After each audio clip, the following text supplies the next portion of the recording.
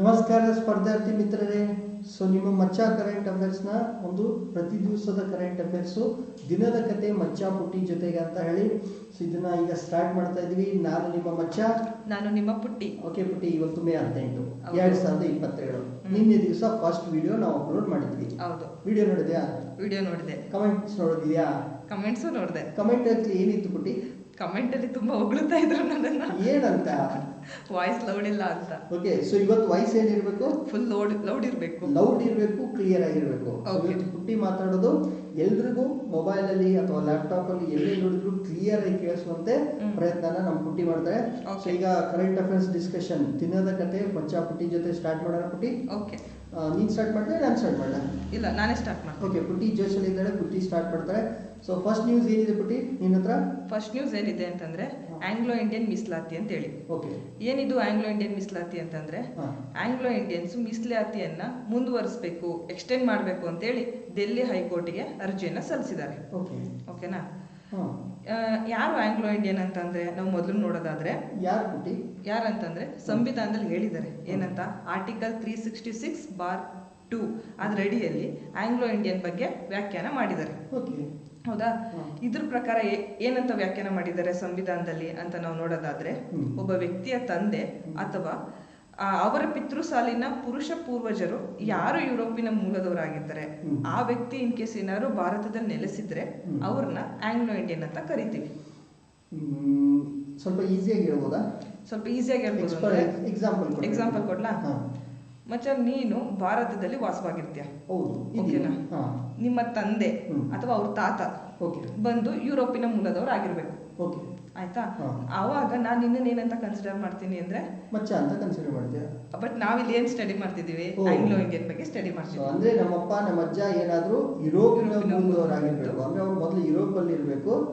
ಈಗ ನಾನು ಇಂಡಿಯಾದಲ್ಲಿ ಇದ್ರೆ ನನ್ನನ್ನ ಆಂಗ್ಲೋ ಇಂಡಿಯನ್ ಅಂತ ಕರೀತಾರೆ. ಓಕೆ, ನಾನು ನಿನ್ನ ಆಂಗ್ಲೋ ಇಂಡಿಯನ್ ಅಂತ ಕನ್ಸಿಡರ್ ಮಾಡ್ತೀನಿ. ಓಕೆ, ಸಪೋಸ್ ಪುಟ್ಟಿ ಈಗ ನಮ್ಮ ಅಮ್ಮ ಅಥವಾ ನಮ್ಮ ಅಜ್ಜಿ ಅವ್ರು ಏನಾದ್ರು ಯುರೋಪಿಯನ್ ಮೂಲದವರಾಗಿದ್ರು ನಾನು ಭಾರತದಲ್ಲಿ ನಿಲ್ಸಿದ್ರೆ ನಿನ್ನ ಯಾವುದೇ ಕಾರಣಕ್ಕೂ ಆಂಗ್ಲೋ ಇಂಡಿಯನ್ ಅಂತ ನಾನು ಕರೆಯಲ್ಲ. ಯಾಕೆ ಪುಟ್ಟಿ? ಯಾಕೆ ಕರೆಯಲ್ಲ ಅಂತಂದ್ರೆ ಸಂವಿಧಾನದಲ್ಲಿ ಏನ್ ಹೇಳಿದ್ದಾರೆ? ಆ ವ್ಯಕ್ತಿಯ ತಂದೆ ಅಥವಾ ಪಿತೃ ಸಾಲಿನ ಪುರುಷ ಪೂರ್ವಜರು ಮೀನ್ಸ್ ನಿಮ್ ತಂದೆ ಅವರಪ್ಪ ಇದ್ದಾರಲ್ವಾ, ಅವರು ಯುರೋಪಿಯನ್ ಮೂಲದವರೇ ಆಗಿರ್ಬೇಕು. ಬೇರೆ ತಾಯಿ ಆಗಿದ್ರೆ ನಡೆಯಲ್ಲ. ತಾಯಿ ಆಗಿದ್ರೆ ನಡೆಯಲ್ಲ. ಸೊ ಹಾಗಾಗಿ ಕನ್ಸಿಡರ್ ಮಾಡಲ್ಲ ಸ್ತ್ರೀ ಆದ್ರೆ. ಓಕೆ, ಮುಂದೆ ಏನಿದೆ ಅನ್ನೋದು ನಾವು ನೋಡೋದಾದ್ರೆ ಆರ್ಟಿಕಲ್ 331 ಅದರಡಿಯಲ್ಲಿ ಲೋಕಸಭೆಗೆ ಇಬ್ರು ಆಂಗ್ಲೋ ಇಂಡಿಯನ್ ನ ನಾಮಿನೇಟ್ ಮಾಡಬೇಕು. ಸೊ ಯಾರು ಬೇಕಾದ್ರೂ ನಾಮಿನೇಟ್ ಮಾಡ್ಬೋದಾ? ಇಲ್ಲ ನಾನೇ ಮಾಡ್ಬೋದಾ? ಇಲ್ಲ, ನೀನ್ ಮಾಡಕ್ಕಾಗಲ್ಲ. ಸೊ ಯಾರು ನಾಮಿನೇಟ್ ಅಧಿಕಾರ ಯಾರು ಕೊಟ್ಟಿದ್ದಾರೆ ಅಂತ ಹೇಳಿದ್ರೆ ರಾಷ್ಟ್ರಪತಿಯವರಿಗೆ ಅಧಿಕಾರವನ್ನ ಕೊಟ್ಟಿದ್ವಿ. ಎಲ್ಲಿ? ಸೆಂಟ್ರಲ್ ಅಲ್ಲಿ, ಕೇಂದ್ರದಲ್ಲಿ. ಹೌದು. ನಾವೇನಾದ್ರೂ ಈಗ ಸ್ಟೇಟ್ ಕಡೆಗೆ ಬಂದ್ರೆ, ರಾಜ್ಯ ವಿಧಾನಸಭೆಗಳ ಕಡೆಗೆ ಬಂದ್ರೆ ಆರ್ಟಿಕಲ್ 333 ಅಡಿಯಲ್ಲಿ ರಾಜ್ಯಗಳ ವಿಧಾನಸಭೆಗೆ ಒಬ್ಬ ಆಂಗ್ಲೋ ಇಂಡಿಯನ್ ನಾಮಿನೇಟ್ ಮಾಡಬೇಕು. ಸೊ ಇಲ್ಲಿ ಯಾರು ನಾಮಿನೇಟ್ ಮಾಡ್ತಾರೆ? ಈ ಅಧಿಕಾರವನ್ನು ಯಾರು ಕೊಟ್ಟಿದೀವಿ ಅಂತಂದ್ರೆ ರಾಜ್ಯಪಾಲರಿಗೆ ಕೊಟ್ಟಿದೀವಿ. ಓಕೆ, ಸೊ ಸಿಕ್ಕಾಪಟ್ಟೆ ಆಯ್ತಲ್ಲ.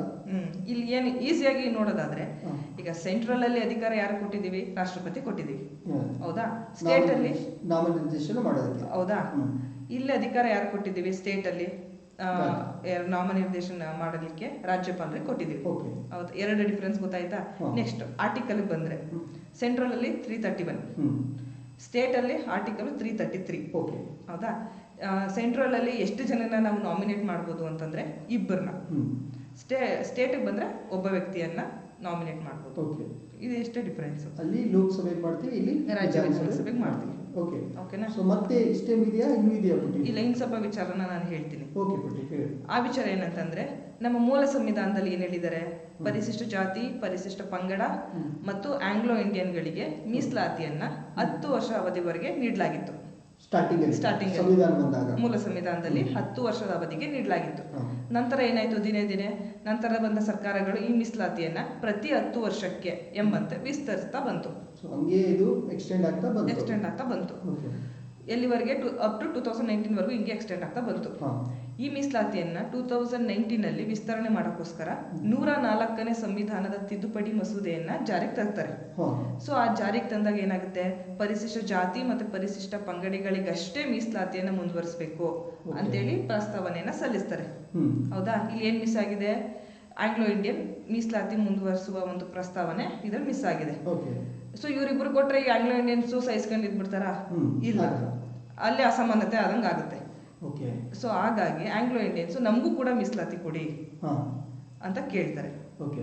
ಏನಕ್ಕೆ ಇವ್ರಿಗೆ ಮೀಸಲಾತಿ ಕೊಡ್ಲೇಬೇಕು ಅಂತಂದ್ರೆ, ಈಗ ನಮಗಾದ್ರೆ ನಮ್ಮ ಪ್ರಾಬ್ಲಮ್ಸು ಈಗ ಏನಾದ್ರೂ ಶಾರ್ಟ್ ಔಟ್ ಮಾಡ್ಕೋಬೇಕು ಅಂತ ನಮ್ಗೊಬ್ರು ಪ್ರತಿನಿಧಿ ಇರ್ತಾರೆ ಅಲ್ವಾ? ಈಗ ನಮಗಿದ್ದಾರೆ, ಈಗ ನಾವು ಪ್ರಾಬ್ಲಮ್ನ ಅವ್ರ ಮೂಲಕ ಶಾರ್ಟ್ ಔಟ್ ಮಾಡ್ಬೋದು. ಈಗ ಆಂಗ್ಲೋ ಇಂಡಿಯನ್ಸ್ಗೆ ಯಾರು ಶಾರ್ಟ್ ಔಟ್ ಮಾಡ್ತಾರೆ? ಅವ್ರಿಗೂ ಪ್ರತಿನಿಧಿ ಬೇಕು, ಅವ್ರಿಗೊಬ್ಬ ಪ್ರತಿನಿಧಿ ಬೇಕಲ್ವಾ? ಸೊ ಹಾಗಾಗಿ ಅವರು ನಮಗೂ ಮೀಸಲಾತಿ ಕೊಡಿ ಅಂತ ಕೇಳಕ್ಕೆ ಡೆಲ್ಲಿ ಹೈಕೋರ್ಟಿಗೆ ಅರ್ಜಿಯನ್ನ ನೀಡಿದ್ದಾರೆ. ಅಂದ್ರೆ ನಾವು ಹಿಂದೆ ಓದಿದ್ವಲ್ಲ, ಈ ತರ ಇಲ್ಲಿ ಒಂದು ಲೋಕಸಭೆಯಲ್ಲಿ ಮತ್ತು ವಿಧಾನಸಭೆಗಳಲ್ಲಿ ಏನು ಮೀಸಲಾತಿ ಇದೆಯಲ್ಲ ಅದನ್ನೇ ಮುಂದುವರಿಸಿ ಅಂತ ಇವ್ರು ಹೋಗಿದ್ದಾರೆ. ಹೌದು. ಓಕೆ. ಸೊ ಇಲ್ಲಿ ಬಹಳಷ್ಟು ಸಂವಿಧಾನದ ಬಗ್ಗೆ ಓದಿದ್ದು ಪುಟ್ಟಿ. ಹೌದು. ಸೊ ಏನೇನಿತ್ತು, ಒಂದು ಆರ್ಟಿಕಲ್ ಬಗ್ಗೆ ಓದ್ಕೊಂಡ್ವಿ, ಮತ್ತೆ ನೆಕ್ಸ್ಟ್ ಅವರು ಯಾವ ಮೂಲದವ್ರು ಆಗಿರ್ಬೇಕು ಅಂತ ನೋಡಿದ್ವಿ. ಸೊ ಈಗ ಬರೀ ಆರ್ಟಿಕಲ್ಸ್ ನೋಡೋದಾದ್ರೆ ಆರ್ಟಿಕಲ್ 366 ಹೇಳೋದೇನು ಆಂಗ್ಲೋ ಇಂಡಿಯನ್ಸ್ ಅಂದ್ರೆ ಯಾರು ಅಂತ ಹೇಳುತ್ತೆ. ಮುಂದೆ ಅದಾದ್ಮೇಲೆ ಮತ್ತೆ 2 ಆರ್ಟಿಕಲ್ 331 ಹೇಳೋದೇನು ಲೋಕಸಭೆಗೆ ಇಬ್ಬರನ್ನ ರಾಷ್ಟ್ರಪತಿಗಳು ನಾಮಿನೇಟ್ ಮಾಡ್ತಾರೆ. 333 ಹೇಳೋ ಪ್ರಕಾರ ರಾಜ್ಯದಲ್ಲಿ ಒಬ್ಬರನ್ನ ರಾಜ್ಯಪಾಲರು ನಾಮಿನೇಟ್ ಮಾಡ್ತಾರೆ ಅಂತ ಹೇಳಿ. ಮತ್ತೆ ನಮ್ಮ ಸಂವಿಧಾನ ಜಾರಿ ಬಂದಾಗ 10 ವರ್ಷಗಳಿಗೆ SC/ST ಮತ್ತು ಆಂಗ್ಲೋ ಇಂಡಿಯನ್ಸ್ಗೆ ಮೀಸಲಾತಿ ನೀಡಿದ್ವಿ. ಅದನ್ನ 104ನೇ ಸಂವಿಧಾನ ತಿದ್ದುಪಡಿಯಲ್ಲಿ ಬಂದಾಗ ಬರೀ SC/STಗಳಿಗೆ ಇಟ್ಟಿದ್ರು ಅಂತ ನೋಡಿದ್ವಿ. ಓಕೆ. ಸೊ ಅದ್ಭುತ ವಿಚಾರಗಳು ಪುಟ್ಟಿ. ಸೊ ಎಲ್ಲ ಚೆನ್ನಾಗಿತ್ತು. ಈಗ ನೆಕ್ಸ್ಟ್ ಸಗಟು ಹಣದುಬ್ಬರ ಬಗ್ಗೆ ನಾನು ಹೇಳ್ತೀನಿ. ಓಕೆ ಮಚ್ಚ, ನೀವು ಎಕ್ಸ್ಪ್ಲೈನ್. ಓಕೆ. ಸೊ ಏನಿದೆ ಅಂತಾರೆ ಪುಟ್ಟಿ, ಈಗ ಎಲ್ರಿಗೂ ಗೊತ್ತು ಸಿಕ್ಕಾಪಟ್ಟೆ ರೇಟ್ ಏನಾಗ್ತದೆ, ಏರ್ತಾ ಇದೆ. ಹೌದು. ಸೊ ಯಾವ ತರ ಏರ್ತಾ ಇದೆ ಅಂದ್ರೆ ಸಿಕ್ಕಾಪಟ್ಟೆ ಏರ್ತಾ ಇದೆ. ಇಂಥ ಒಂದು ಬೆಲೆ ಏರಿಕೆಯನ್ನು ನಾವು ಹಣದುಬ್ಬರ ಅಂತ ಕರಿತೀವಿ. ಬೆಲೆಗಳ ಏರಿಕೆಯನ್ನ ಹಣದುಬ್ಬರ ಅಥವಾ ಇಂಗ್ಲಿಷಲ್ಲಿ ಇನ್ಫ್ಲೇಷನ್ ಅಂತ ಕರೀತಾರೆ. ಸೊ ಈಗ ಈ ಇನ್ಫ್ಲೇಷನ್ ಅನ್ನ ಅಳಿಯೋದಕ್ಕೆ ನಾವು 3 ಸೂಚ್ಯಾಂಕಗಳನ್ನ ಬಳಸ್ತೀವಿ. ಒಂದನ್ನ ಪ್ರೊಡ್ಯೂಸರ್ ಪ್ರೈಸ್ ಇಂಡೆಕ್ಸ್ ಅಂತ ಹೇಳ್ತಾರೆ. ಅಂದ್ರೆ ಇದು ಯಾವುದರ ಸ್ಥಿತಿಯಲ್ಲಿ ಅಂತಂದ್ರೆ ಉತ್ಪಾದನೆ ಮಾಡುವುದು, ಉತ್ಪಾದಕರ ಒಂದು ಹಂತದಲ್ಲಿ. ಅದಾದ್ಮೇಲೆ ಹೋಲ್ಸೇಲ್ ಪ್ರೈಸ್ ಇಂಡೆಕ್ಸ್ ಅಂತ ಹೇಳ್ತೀವಿ. ಅಂದ್ರೆ ಸಗಟು, ಹೋಲ್ಸೇಲ್ ಅಂಗಡಿ ಇರ್ತಲ್ಲ ಅದಕ್ಕೆ ಸಗಟು ದರಗಳು, ಅದನ್ನ ನಾವು ಹೋಲ್ಸೇಲ್ ಪ್ರೈಸ್ ಅಲ್ಲಿ ಹೇಳ್ತೀವಿ. ಮುಂದೆ ನಾವು ಅಂಗಡಿಯಲ್ಲಿ ತಗೊಂಡು ಬರ್ತೀವಲ್ಲ ಅದನ್ನ CPI ಅಂತ. CPI ಅಂದ್ರೆ ಕನ್ಸ್ಯೂಮರ್ ಪ್ರೈಸ್ ಇಂಡೆಕ್ಸ್, ಅಥವಾ ಇದನ್ನ ಚಿಲ್ಲರೆ ವ್ಯಾಪಾರಿಗಳು ಅಂತ ಹೇಳ್ತೀವಲ್ಲ ಅವ್ರ ಕಡೆ. ಸೊ ಈ 3ರಲ್ಲಿ ನಾವು ಓದ್ತಾ ಇರೋದು ಯಾವ್ದು ಇವತ್ತು? ಹೋಲ್ಸೇಲ್ ಪ್ರೈಸ್ ಇಂಡೆಕ್ಸ್ ಅಥವಾ ಸಗಟು ಹಣದುಬ್ಬರ ಸೂಚ್ಯಾಂಕ. ಸೊ ಪ್ರತಿ ತಿಂಗಳು ಸಗಟು ಬೆಲೆ ಸೂಚ್ಯಾಂಕ ಬರುತ್ತೆ, ಸಗಟು ಅಥವಾ ಹೋಲ್ಸೇಲ್ ಪ್ರೈಸ್ ಇಂಡೆಕ್ಸ್ ಬರುತ್ತೆ. ಬಟ್ ಈಗ ಏಪ್ರಿಲ್ ನಲ್ಲಿ ಬಂದಿರೋದು ಬಹಳ ವಿಶೇಷ ಇದೆ. ಏನಕ್ಕೆ ವಿಶೇಷ? ಯಾಕಂದ್ರೆ ಇದು ಏರ್ತಾ ಇತ್ತು. ಈ ಸಾರಿ ಏರಿ ಇದು 15.08%ಗೆ ಏರಿಕೆ ಆಗಿದೆ. ಇದು 15.08% ಏರಿಕೆ ಆಗಿದೆಯಲ್ಲ, ಹಿಂದಿನ 30 ವರ್ಷಗಳಲ್ಲಿ ಇಷ್ಟು ಏರಿಕೆ ಆಗಿರಲಿಲ್ಲ. ಹಂಗಾದ್ರೆ ಮುಚ್ಚ ಇದೇ ಫಸ್ಟ್ ಟೈಮ್ ಇಷ್ಟು ಇದೇ ಫಸ್ಟ್ ಟೈಮು 15%ಗಿಂತ ಜಾಸ್ತಿ. ಅದು ಯಾವಾಗ 30 ವರ್ಷಗಳಲ್ಲಿ ಅತ್ಯಂತ ಹೆಚ್ಚಾಗಿರುವಂತಹ ಹೋಲ್ಸೇಲ್ ಪ್ರೈಸ್ ಯಾವಾಗ ಆಯ್ತು ಅಂತಂದ್ರೆ ಈ ತಿಂಗಳಲ್ಲಿ ಏಪ್ರಿಲ್ ಅಲ್ಲಿ ಬಿಡುಗಡೆ ಆದಂತಹ ಒಂದು ಹೋಲ್ಸೇಲ್ ಪ್ರೈಸ್ ಇಂಡೆಕ್ಸ್ ಅಲ್ಲಿ ನಾವು ನೋಡ್ತೀವಿ. ಇನ್ನು ಇದ್ರ ಬಗ್ಗೆ ಸ್ವಲ್ಪ ವಿಷಯಗಳನ್ನು ತಿಳ್ಕೋಬೇಕಾದ್ರೆ ಇಂಥ ಒಂದು ಹೋಲ್ಸೇಲ್ ಪ್ರೈಸ್ ಇಂಡೆಕ್ಸ್ ಅಥವಾ ಸಗಟು ಹಣದುಬ್ಬರ ಸೂಚ್ಯಾಂಕವನ್ನ ಕೇಂದ್ರ ಸರ್ಕಾರದ ವಾಣಿಜ್ಯ ಮತ್ತು ಕೈಗಾರಿಕಾ ಸಚಿವಾಲಯದ ಕೆಳಗಡೆ ಕೆಲಸ ಮಾಡುವಂತ ಒಂದು ಸಂಸ್ಥೆ, ಅದಕ್ಕೆ ಆರ್ಥಿಕ ಸಲಹೆಗಾರರ ಕಚೇರಿ ಅಂತ ಕರಿತೀವಿ. ಅವ್ರು ಏನ್ ಮಾಡ್ತಾರೆ, ಪ್ರತಿ ತಿಂಗಳು ಈ ಹೋಲ್ಸೇಲ್ ಪ್ರೈಸ್ ಇಂಡೆಕ್ಸ್ ಅನ್ನ ಕೊಡ್ತಾರೆ. ಇದು ಏನ್ ಮಾಡುತ್ತೆ, ಇದು ಬೆಲೆಗಳನ್ನ ಸಗಟು ವಹಿವಾಟಿನ ಒಂದು ಮಟ್ಟದಲ್ಲಿ ಬೆಲೆಗಳು ಏರಿತಾ ಇಳಿತಾ ಅನ್ನೋದನ್ನ ಹೇಳೋದು. ಇದನ್ನ ಯಾರು ಕೊಡ್ತಾರೆ? ಕೇಂದ್ರ ಸರ್ಕಾರದ ವಾಣಿಜ್ಯ ಮತ್ತು ಕೈಗಾರಿಕಾ ಸಚಿವಾಲಯದಲ್ಲಿರುವಂತಹ ಆರ್ಥಿಕ ಸಲಹೆಗಾರರ ಕಚೇರಿ ಅವರು ಪ್ರತಿ ತಿಂಗಳು ಕೊಡ್ತಾರೆ. ಸೊ ಈಗ ಕೊಟ್ಟಿದ್ದು ಯಾವುದು? ನಾವು ನೋಡ್ತಾ ಇರೋದು ಏಪ್ರಿಲ್ ತಿಂಗಳದ್ದು. ಹೌದು. ಓಕೆ. ಸೊ ಪ್ರತಿ ತಿಂಗಳು ಕೊಟ್ಟಾಗ ಈ ತಿಂಗಳು ಏನಾಯ್ತು, 15.08% ಅಷ್ಟು ಇದು ಹೆಚ್ಚಾಗಿತ್ತು.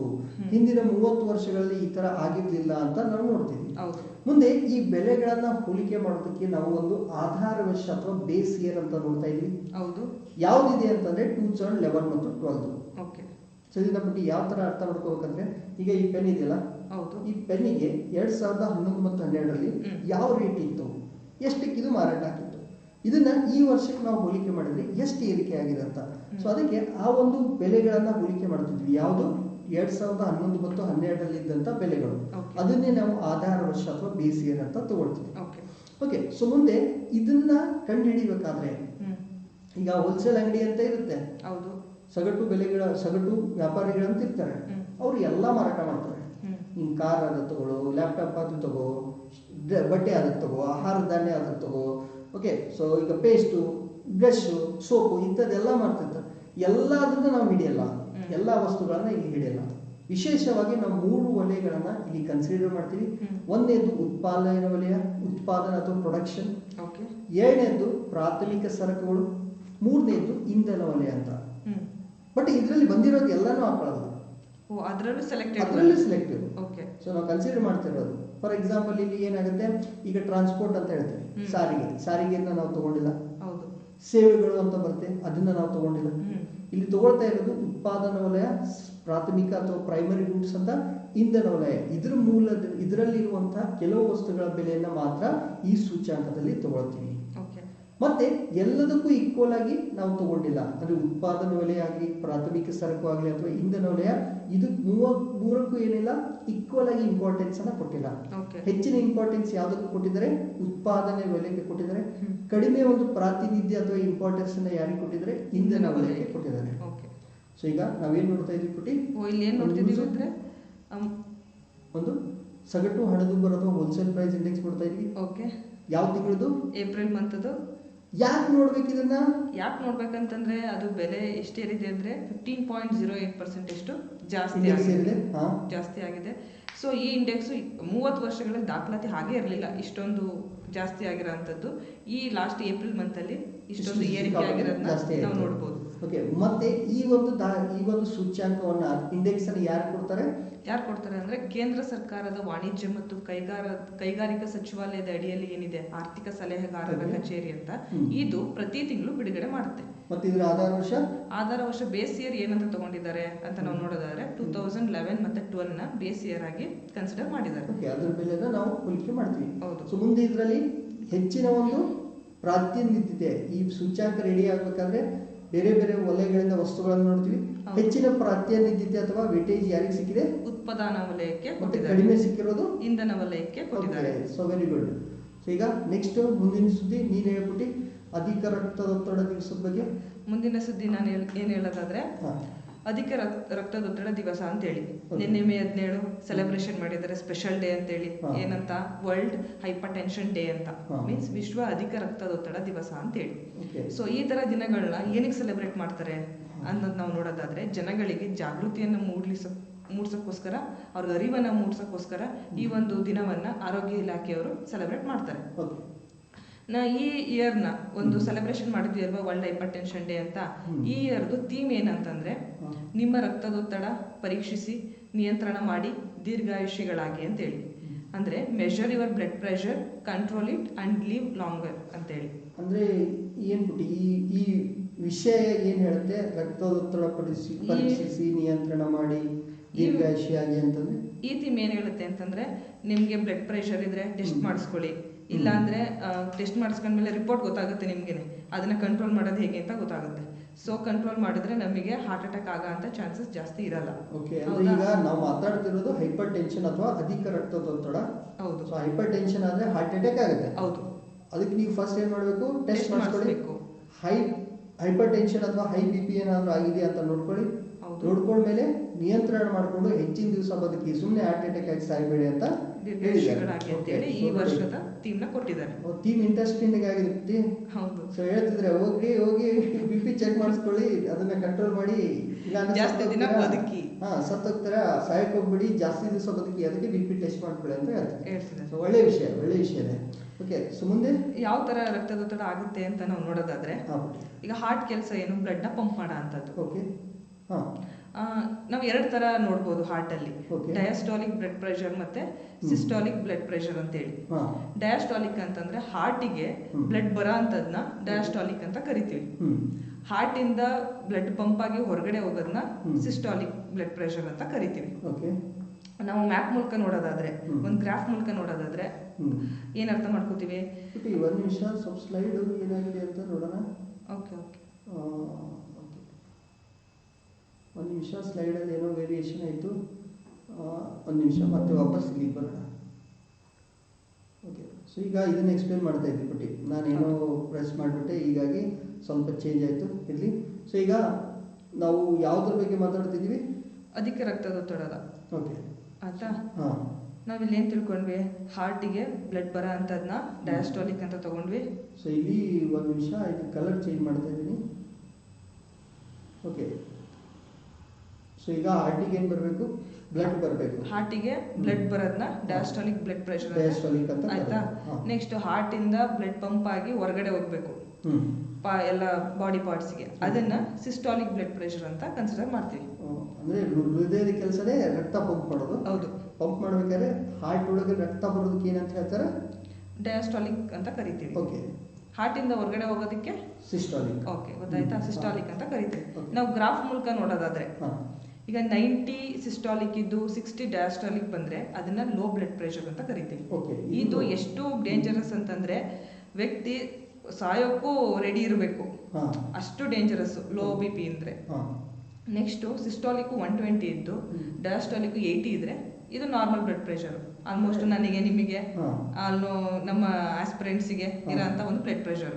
ಸೊ ನಾರ್ಮಲ್ ಆಗಿ ಓದಿದ್ರೆ ನಾರ್ಮಲ್ ರೇಂಜ್ ಅಲ್ಲಿ ಇರ್ತೀವಿ. ಓಕೆ ಆಯ್ತಾ. ಇದಕ್ಕೂ ಮೀರಿ ಸ್ಟಾರ್ಟಿಂಗ್ ಸ್ಟೇಜ್ ಬ್ಲಡ್ ಪ್ರೆಷರ್ದು ಅಬೌವ್ 120 ಅಂತಂದ್ರೆ 140ನ ಕನ್ಸಿಡರ್ ಮಾಡಿದ್ರೆ 140 ಸಿಸ್ಟಾಲಿಕ್ ಆಗಿ 90 ಡಯಾಸ್ಟಾಲಿಕ್ ಆದ್ರೆ ಅದನ್ನ ಪ್ರೀ ಹೈಪರ್ ಟೆನ್ಷನ್ ಅಂತ ಕರಿತೀವಿ. ಅಂದ್ರೆ ಟೆನ್ಷನ್ ಸ್ಟಾರ್ಟ್ ಆಯ್ತು, ಇದು ಸ್ಟಾರ್ಟಿಂಗ್ ಸ್ಟೇಜ್ ಆಯ್ತಾ. ಇಲ್ಲ ನಾವು ಕಂಟ್ರೋಲ್ ಮಾಡ್ಕೊಬಿಟ್ರೆ ಇನ್ನ ಬೆಟರ್ ಆಯ್ತಾ. ನೆಕ್ಸ್ಟ್ 160 ಸಿಸ್ಟಾಲಿಕ್ ಆಗಿ 100 ಡಯಾಸ್ಟಾಲಿಕ್ ಆದ್ರೆ ಇದು ಸ್ಟೇಜ್ 1 ಹೈಪರ್ ಟೆನ್ಷನ್. ಪ್ರೀ ಹೈಪರ್ ಟೆನ್ಷನ್ಗಿಂತ ಸ್ಟೇಜ್ 1 ಹೈಪರ್ ಟೆನ್ಷನ್ ಸ್ವಲ್ಪ ಡೇಂಜರ್. ಓಕೆನಾ. ನೆಕ್ಸ್ಟ್ ಇದಕ್ಕೂ ಇನ್ನೂ ಒಂದು ಸ್ಟೇಜ್ 2 ಡೇಂಜರ್ ಇದೆ. ಅದೇನಂತಂದ್ರೆ 180 ಸಿಸ್ಟಾಲಿಕ್ ಆಗಿ 120 ಡಯಾಸ್ಟಾಲಿಕ್ ಆದ್ರೆ ಇದು ಸ್ಟೇಜ್ 2 ಹೈಪರ್ ಟೆನ್ಷನ್ ಆಗಿರುತ್ತೆ. ಸೊ ನಾವು ಯಾವಾಗಲೂ ಪ್ರೀ ಹೈಪರ್ ಟೆನ್ಷನ್ ಅಲ್ಲೇ ನಾವು ಪ್ರಿಕಾಷನ್ ತಗೊಂಡು ಕಂಟ್ರೋಲ್ ತಗೊಂಡು ಸ್ವಲ್ಪ ಕಂಟ್ರೋಲ್ ಮಾಡಿದ್ರೆ ನಾರ್ಮಲ್ ಬ್ಲಡ್ ಪ್ರೆಷರ್ಗೆ ಬರ್ಬೋದು. ಸೊ ನಾರ್ಮಲ್ ಬ್ಲಡ್ ಪ್ರೆಷರ್ ಇದ್ರೆ ಯಾವುದೇ ತರದ ಹಾರ್ಟ್ ಅಟ್ಯಾಕ್ ಆಗಲ್ಲ. ಸೊ ಯಾವುದೇ ತರದ್ದು ಸಾವುಗಳನ್ನ ನಾವು ನೋಡ್ಲಿಕ್ಕೆ ಆಗಲ್ಲ ಈ ತರ.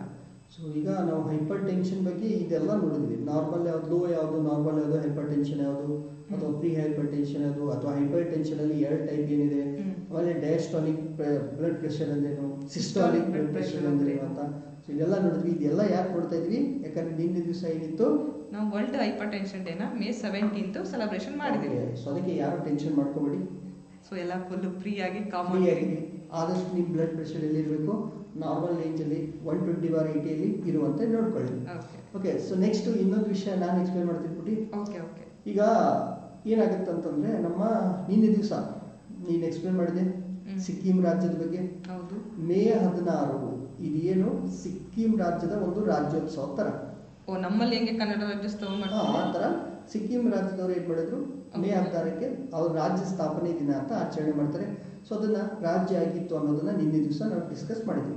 ಈಗ ಮತ್ತೆ ಈಶಾನ್ಯ ರಾಜ್ಯಗಳಿಗೆ ಹೋಗೋಣ. ಓಕೆ, ನಾರ್ತ್ ಈಸ್ಟರ್ನ್ ಸ್ಟೇಟ್ ಹೋಗೋಣ. ಇವತ್ತು ನ್ಯೂಸ್ ಅಲ್ಲಿ ಇರೋದು ಮಣಿಪುರ ಇಲ್ಲಿದೆ. ಇಲ್ಲಿ ಸಿಕ್ಕಿಂ ಇತ್ತು, ಇಲ್ಲಿರುವಂತ ಮಣಿಪುರ. ಸೊ ಮಣಿಪುರದಲ್ಲಿ ಏನ್ ನ್ಯೂಸ್ ಬರ್ತಾ ಇದೆ ಅಂತಂದ್ರೆ, ಇಲ್ಲಿ ಮಣಿಪುರದ ಮೂಲ ನಿವಾಸಿಗಳು ಅಂದ್ರೆ ಮಣಿಪುರದಲ್ಲಿ ಮೊದಲಿಂದ ವಾಸ ಆಗಿರುವಂತಹ ಜನರನ್ನ ಸಂರಕ್ಷಣೆ ಮಾಡೋದಕ್ಕೆ ನಾವೇನ್ ಮಾಡಿದ್ವಿ, ಒಳ ಪ್ರವೇಶ ಪರವಾನಿಗೆ ಅಂತ ಅಥವಾ ಇನ್ನರ್ ಲೈನ್ ಪರ್ಮಿಟ್ ಅನ್ನೋ ವ್ಯವಸ್ಥೆಯನ್ನ ತಗೊಂಡು ಬಂದಿದ್ವಿ. ಬಟ್ ಈಗ ಈ ವ್ಯವಸ್ಥೆ ಏನ್ ಮಾಡ್ತಿಲ್ಲ, ಯಶಸ್ಸು ಸಾಧಿಸಿಲ್ಲ ಅಂತ ಹೇಳಿ ಒಂದು ಒಪಿನಿಯನ್ ಬರ್ತಾ ಇದೆ. ಈಗ ಮತ್ತೆ ನಾರ್ತ್ ಈಸ್ಟರ್ನ್ ಸ್ಟೇಟ್ಸ್ ಅಲ್ಲಿ ಇವತ್ತು ನಮ್ಮ ಡಿಸ್ಕಷನ್ ಏನಿದೆ, ಮಣಿಪುರದಲ್ಲಿ ಹೋಗಿದ್ದೀವಿ. ಮಣಿಪುರದಲ್ಲಿ ನಾವು ಕೊಟ್ಟಂತಹ ಒಂದು ಇನ್ನರ್ ಲೈನ್ ಪರ್ಮಿಟ್ ಅಥವಾ ಒಳ ಪ್ರವೇಶ ಪರವಾನಿಗೆ ಯಾವುದಕ್ಕೆ ತಗೊಂಡು ಬಂದಿದ್ದು, ಮೂಲ ನಿವಾಸಿಗಳ ಸಂರಕ್ಷಣೆಗೆ ತಗೊಂಡು ಬಂದಿದ್ದು. ಅದು ಕೆಲಸ ಮಾಡ್ತಿಲ್ಲ, ಅದು ಯಶಸ್ಸು ಸಾಧಿಸಿಲ್ಲ ಅಂತ ಬರ್ತಾ ಇದೆ. ಸೊ ಅದಕ್ಕೆ ನಾವು ಸ್ವಲ್ಪ ಈ ವಿಷಯನ ಅರ್ಥ ಮಾಡ್ಕೊಳ್ಳೋಣ ಪುಟಿ. ಓಕೆ. ಸೊ ಏನಾಗುತ್ತೆ ಅಂತಂದ್ರೆ, ಏನಿದು ಒಳ ಪ್ರವೇಶ ಪರವಾನಿಗೆ ಅಂತಂದ್ರೆ ಅದೇನು ಮಚ್ಚ, ನಂಗೆ ಅದೇನು ಐಡಿಯಾನೇ ಇಲ್ಲ. ಸೊ ಇದನ್ನ ನಾವು ಕನ್ನಡದಲ್ಲಿ ಏನಂತ, ಇಂಗ್ಲಿಷ್ ಅಲ್ಲಿ ಏನಂತ ಹೇಳ್ತೀವಿ, ಇನ್ನರ್ ಲೈನ್ ಪರ್ಮಿಟ್ ಅಥವಾ ILP ಅಂತ ಹೇಳ್ತಾರೆ. ಸೊ ಪುಟಿ ಏನಪ್ಪಾ ಅಂತಂದ್ರೆ, ಈಗ ಮೂಲ ನಿವಾಸಿಗಳು ಅಂತ ಹೇಳ್ತಾರೆ. ಮೂಲ ನಿವಾಸಿಗಳಂತಂದ್ರೆ ಆ ಪ್ರದೇಶದಲ್ಲಿ ಮೊದಲಿಂದಲೂ ವಾಸವಾಗಿರುವಂತಹ ಜನ. ಈಗ ನಮ್ಮ ಈಶಾನ್ಯ ಭಾರತ ಅಂತ ನೋಡಿದಾಗ ಇಲ್ಲಿರುವಂತಹ ಜನ ಏನಿದ್ದಾರೆ ತುಂಬಾ ಡಿಫರೆಂಟ್ ಆಗಿದ್ದಾರೆ. ಈಗ ನಮ್ಮ ಉಳಿದ ರೆಸ್ಟ್ ಆಫ್ ಇಂಡಿಯಾ ನೋಡ್ತೀವಲ್ಲ, ಭಾರತದ ಉಳಿದ ಭಾಗವನ್ನ ಇವ್ರ ಜೊತೆ ಕಂಪೇರ್ ಮಾಡಿದ್ವಿ. ಯಾರ ಜೊತೆಗೆ, ಈ ಈಶಾನ್ಯ ರಾಷ್ಟ್ರಗಳು, ದೇಶಗಳು, ಈ ನಾರ್ತ್ ಈಸ್ಟರ್ನ್ ಸ್ಟೇಟ್ಸ್ ಗಳನ್ನ ಕಂಪೇರ್ ಮಾಡಿದ್ರೆ ಇವರು ಒಂದು ಸಂಸ್ಕೃತಿ, ಅವರು ತಿನ್ನುವಂತಹ ಆಹಾರ ಪದಾರ್ಥ ಅಥವಾ ಅವ್ರ ಉಡುಗೆ ತೊಡುಗೆ ಅಥವಾ ಅವರ ಸಂಸ್ಕೃತಿ, ಅವರ ಭಾಷೆ ಎಲ್ಲ ಏನಿದೆ ಬಹಳಷ್ಟು ಡಿಫರೆಂಟ್ ಆಗಿದೆ. ಸೊ ಅದಕ್ಕೆ ಇವ್ರನ್ನ ನಾವೇನ್ ಮಾಡ್ಬೇಕು, ಇವರ ಒಂದು ಸಂಸ್ಕೃತಿ, ಇವರ ಒಂದು ಆರ್ಥಿಕತೆಯನ್ನ ರಕ್ಷಣೆ ಮಾಡಬೇಕಂತ ಇಲ್ಲಿ ಏನ್ ಮಾಡಿದ್ವಿ, ರಕ್ಷಿತ ಪ್ರದೇಶಗಳು, ಪ್ರೊಟೆಕ್ಟಿವ್ ಏರಿಯಾಸ್ ಅಥವಾ ರಕ್ಷಿತ ಪ್ರದೇಶಗಳು ಅಂತ ಮ್ಯಾಪ್ ಅಲ್ಲಿ ಡ್ರಾ ಮಾಡಿರ್ತಾರೆ. ಸೊ ಈಗ ಈ ರಕ್ಷಿತ ಪ್ರದೇಶಗಳಿಗೆ ನಾವೇನಾದ್ರೂ ಹೋಗ್ಬೇಕಾದ್ರೆ, ಇಂಡಿಯನ್ಸೇ, ಫಾರಿನರ್ಸ್ ಅಲ್ಲ, ಬರೀ ಇಂಡಿಯನ್ಸೇ ಹೋಗ್ಬೇಕಾದ್ರೆ ನಾವೇನ್ ಮಾಡಬೇಕು, ರಾಜ್ಯ ಸರ್ಕಾರದ ಒಂದು ಪರವಾನಗಿಯನ್ನು ಅಥವಾ ಒಂದು ಪರ್ಮಿಷನ್ ಅನ್ನ ತಗೋಬೇಕು. ಹೌದಾ? ನಾನು ಬೇರೆ ರಾಜ್ಯಕ್ಕೆ ಹೋಗಿರ್ತೀನಪ್ಪ. ನೀವು ಬೇರೆ ರಾಜ್ಯ ಎಲ್ಲಾದ್ರೂ ಹೋಗೋ, ಬೇಕಿದ್ರೆ ನೀನು ಈಶಾನ್ಯ ರಾಜ್ಯಗಳಿಗೆ ಹೋಗೋ. ಬಟ್ ಈ ಈಶಾನ್ಯ ರಾಜ್ಯಗಳಲ್ಲಿ ಕೆಲವೊಂದಿಷ್ಟು ಪ್ರದೇಶಗಳನ್ನ ನಾವೇನಂತ ಹೇಳ್ತೀವಿ, ರಕ್ಷಿತ ಪ್ರದೇಶಗಳು ಅಂತ, ಪ್ರೊಟೆಕ್ಟಿವ್ ಸ್ಟೇಟ್ ಅಂತ ಹೇಳಿ, ಪ್ರೊಟೆಕ್ಟಿವ್ ಏರಿಯಾಸ್. ಆ ಪ್ರದೇಶದೊಳಗಡೆ ಈಗ ಮಣಿಪುರ್ಗೆ ಹೋಗ್ಬೋದು, ಮಣಿಪುರದಲ್ಲಿ ಎಲ್ಲಿ ಹೋಗುವಂತಿಲ್ಲ, ರಕ್ಷಿತ ಪ್ರದೇಶಗಳಿಗೆ ಹೋಗುವಂತಿಲ್ಲ. ರಕ್ಷಿತ ಪ್ರದೇಶಗಳಿಗೆ ಹೋಗ್ಬೇಕಾದ್ರೆ ನಿನ್ನ ಹತ್ರ ಏನಿರ್ಬೇಕು, ಈ ಪರವಾನಿಗೆ ಪರ್ಮಿಷನ್ ಇರಬೇಕು. ಇದನ್ನ ಯಾರು ಕೊಡ್ತಾರೆ? ರಾಜ್ಯ ಸರ್ಕಾರ. ಮಣಿಪುರದ ರಾಜ್ಯ ಸರ್ಕಾರ ಕೊಡುತ್ತೆ. ಅಂದ್ರೆ ಆಯಾ ರಾಜ್ಯ ಸರ್ಕಾರ, ನಾವೆಲ್ಲಿ ಈ ILP ನ ಅಥವಾ ಒಳ ಪ್ರವೇಶ ಪರವಾನಗಿನ ತಗೊಂಡು ಬಂದಿದ್ವಲ್ಲ, ಅದನ್ನ ರಾಜ್ಯ ಸರ್ಕಾರ ನೀಡುವಂತಹ ಒಂದು ಪರ್ಮಿಷನ್. ಇದನ್ನ ತರೋ ಉದ್ದೇಶ ಆಲ್ರೆಡಿ ಹೇಳಿದ್ವಿ, ಈ ಹಿಂದುಳಿದಂತ ಪ್ರದೇಶದಲ್ಲಿರುವಂತಹ ಮೂಲ ನಿವಾಸಿಗಳ ಮೇಲೆ ಏನಾಗಬಾರ್ದು, ಹೊರಗಿನವರು ಬಂದು ತುಳಿಬಾರ್ದು. ಅವರ ಆರ್ಥಿಕತೆ ಆಗಲಿ, ಅವರ ಸಂಸ್ಕೃತಿ ಆಗಲಿ, ಅಥವಾ ಅವರ ದೈನಂದಿನ ಚಟುವಟಿಕೆಗಳಲ್ಲಿ ನಾವು ಹೋಗಿ ಏನ್ ಮಾಡಬಾರ್ದು, ತೊಂದರೆ ನೀಡಬಾರ್ದು ಅನ್ನೋ ದೃಷ್ಟಿಯಿಂದ ಈ ವ್ಯವಸ್ಥೆನ ಜಾರಿಗೆ ತಗೊಂಡು ಬರ್ತಾರೆ. ಸೊ ಈ ವ್ಯವಸ್ಥೆ ಯಾವ ರೀತಿ ನಮ್ಮ ದೇಶದಲ್ಲಿ ಬಂತು ಅಂತ ನೋಡೋದಾದ್ರೆ, ಬ್ರಿಟಿಷರ್ಸ್ ಏನ್ ಮಾಡಿದ್ರು, ಬಂಗಾಳ ಪೂರ್ವ ಗಡಿ ನಿಯಂತ್ರಣ ಅಥವಾ ಬಂಗಾಳ ಈಸ್ಟ್ ಫ್ರಂಟಿಯರ್ ರೆಗ್ಯುಲೇಷನ್ ಅನ್ನುವಂತ ಒಂದು ಕಾನೂನನ್ನ ಜಾರಿ ತಗೊಂಡು ಬಂದಿದ್ರು. ಇದ್ರ ಹಿಂದೆ ಅವರ ಉದ್ದೇಶ ಏನಿತ್ತಂದ್ರೆ ತಮ್ಮ ವ್ಯಾಪಾರದ ಹಿತಾಸಕ್ತಿಗಳನ್ನ ಕಾಪಾಡೋದಕ್ಕೆ. ಸೊ ಬ್ರಿಟಿಷರ್ಸ್ ಮೊದಲೇ ಎಂತ ಜನ, ಒಂದು ಬುದ್ಧಿವಂತ ಜನ. ತಮ್ಮ ವ್ಯಾಪಾರದ ಹಿತಾಸಕ್ತಿಯಲ್ಲಿ ಬೇರೆದವರು ಬಂದು ಇಲ್ಲಿ ಏನಾಗಬಾರ್ದು, ತಮ್ಮ ಹಿತಾಸಕ್ತಿನ ಕೆಡಿಸಬಾರ್ದು ಅಂತ ಹೇಳಿ ಕೆಲವೊಂದಿಷ್ಟು ಏರಿಯಾಗಳನ್ನ ರಕ್ಷಿತ ಪ್ರದೇಶಗಳು ಅಂತ ಹೇಳಿದ್ರು. ಆ ರಕ್ಷಿತ ಪ್ರದೇಶ ಒಳಗಡೆ ನೀವು ಹೋಗ್ಬೇಕಾದ್ರೆ ಪರ್ಮಿಷನ್ ಅನ್ನ ತಗೊಳ್ಳಿ ಅಂತ ಇಂತಹ ಒಳ ಪ್ರವೇಶ ಪರವಾನಗಿಗಳನ್ನ ಕೊಡೋದಕ್ಕೆ ಸ್ಟಾರ್ಟ್ ಮಾಡಿದ್ರು. ಸೊ ಪುಟ್ಟಿ ಫಸ್ಟ್ ಟೈಮ್ ಎಲ್ಲಿ ಕೊಡೋದಕ್ಕೆ ಸ್ಟಾರ್ಟ್ ಮಾಡ್ತಾರೆ, ಇದನ್ನ ಎಲ್ಲಿ ಮಾಡಿದ್ರು, ಬಂಗಾಳ ಪೂರ್ವ ಗಡಿ ನಿಯಂತ್ರಣ ಅಂತ ಹೇಳಿ ಬಂಗಾಳ ಈಸ್ಟ್ ಫ್ರಂಟಿಯರ್ ಅಲ್ಲಿ ಈ ಒಂದು ಕಾನೂನನ್ನ ಬ್ರಿಟಿಷರ್ಸ್ ತಗೊಂಡು ಬರ್ತಾರೆ. ಈಗ ನಾವು ಮಾತಾಡೋದು ಇದ್ರ ಬಗ್ಗೆ, ನಾವು ಮಾತಾಡ್ತಿರೋದು ಮಣಿಪುರದಲ್ಲಿ ಏನಾಗ್ತಿದೆ ಅನ್ನೋದ್ರ ಬಗ್ಗೆ ಮಾತಾಡ್ತಿದ್ದೀವಿ. ಓಕೆ, ಸೊ ಇಷ್ಟು ಇತ್ತು. ಮುಂದೆ ಇದ್ರ ಬಗ್ಗೆ ಇನ್ನಷ್ಟು ನ್ಯೂಸ್ಗಳನ್ನ ಮುಂದೆ ಇದು ಡೆವಲಪ್ ಆಗ್ತಿರ್ತಲ್ಲ ಅವಾಗ ನೋಡ್ತಾ ಹೋಗೋಣ. ಈಗ ಮುಂದಿನ ಸುದ್ದಿ ಪುಟ್ಟಿ ನೀನ್ ಎಕ್ಸ್ಪ್ಲೇನ್ ನೋಡು. ಮುಂದಿನ ಸುದ್ದಿ ಏನಂತಂದ್ರೆ ಕೇಶವ ಬಲಿರಾಮ್ ಹೆಗ್ಡೆವಾರ್ ಅಂತೇಳಿ. ಇವರು ಇವ್ರು ಯಾರಂತ ನಾವು ಮೊದಲು ನೋಡ್ಕೊಳ್ಳೋಣ. ಇವ್ರು ಯಾರಂತಂದ್ರೆ RSS ಸಂಸ್ಥೆಯ ಒಬ್ರು ಸಂಸ್ಥಾಪಕ. RSS ಅಂದ್ರೆ ರಾಷ್ಟ್ರೀಯ ಸ್ವಯಂ ಸೇವಕ ಸಂಘ ಏನಿದೆಯೋ ಅದರದ ಒಂದು ನಿರ್ಮಾತೃ ಯಾರು, ಕೇಶವ ಬಲಿರಾಮ್ ಹೆಗ್ಡೆ. ಇವರು ಒಂದು ಭಾಷಣ ಮಾಡಿರ್ತಾರೆ, ಯಾವುದು ನಿಜವಾದ ಆದರ್ಶ ಪುರುಷ ಯಾರಾಗ್ಬೇಕು ಅಂತ ಹೇಳಿ ಇವ್ರದೊಂದು ಭಾಷಣ ಇರುತ್ತೆ, ಹೆಗ್ಡೆವಾರ್ ಅವ್ರದ್ದು.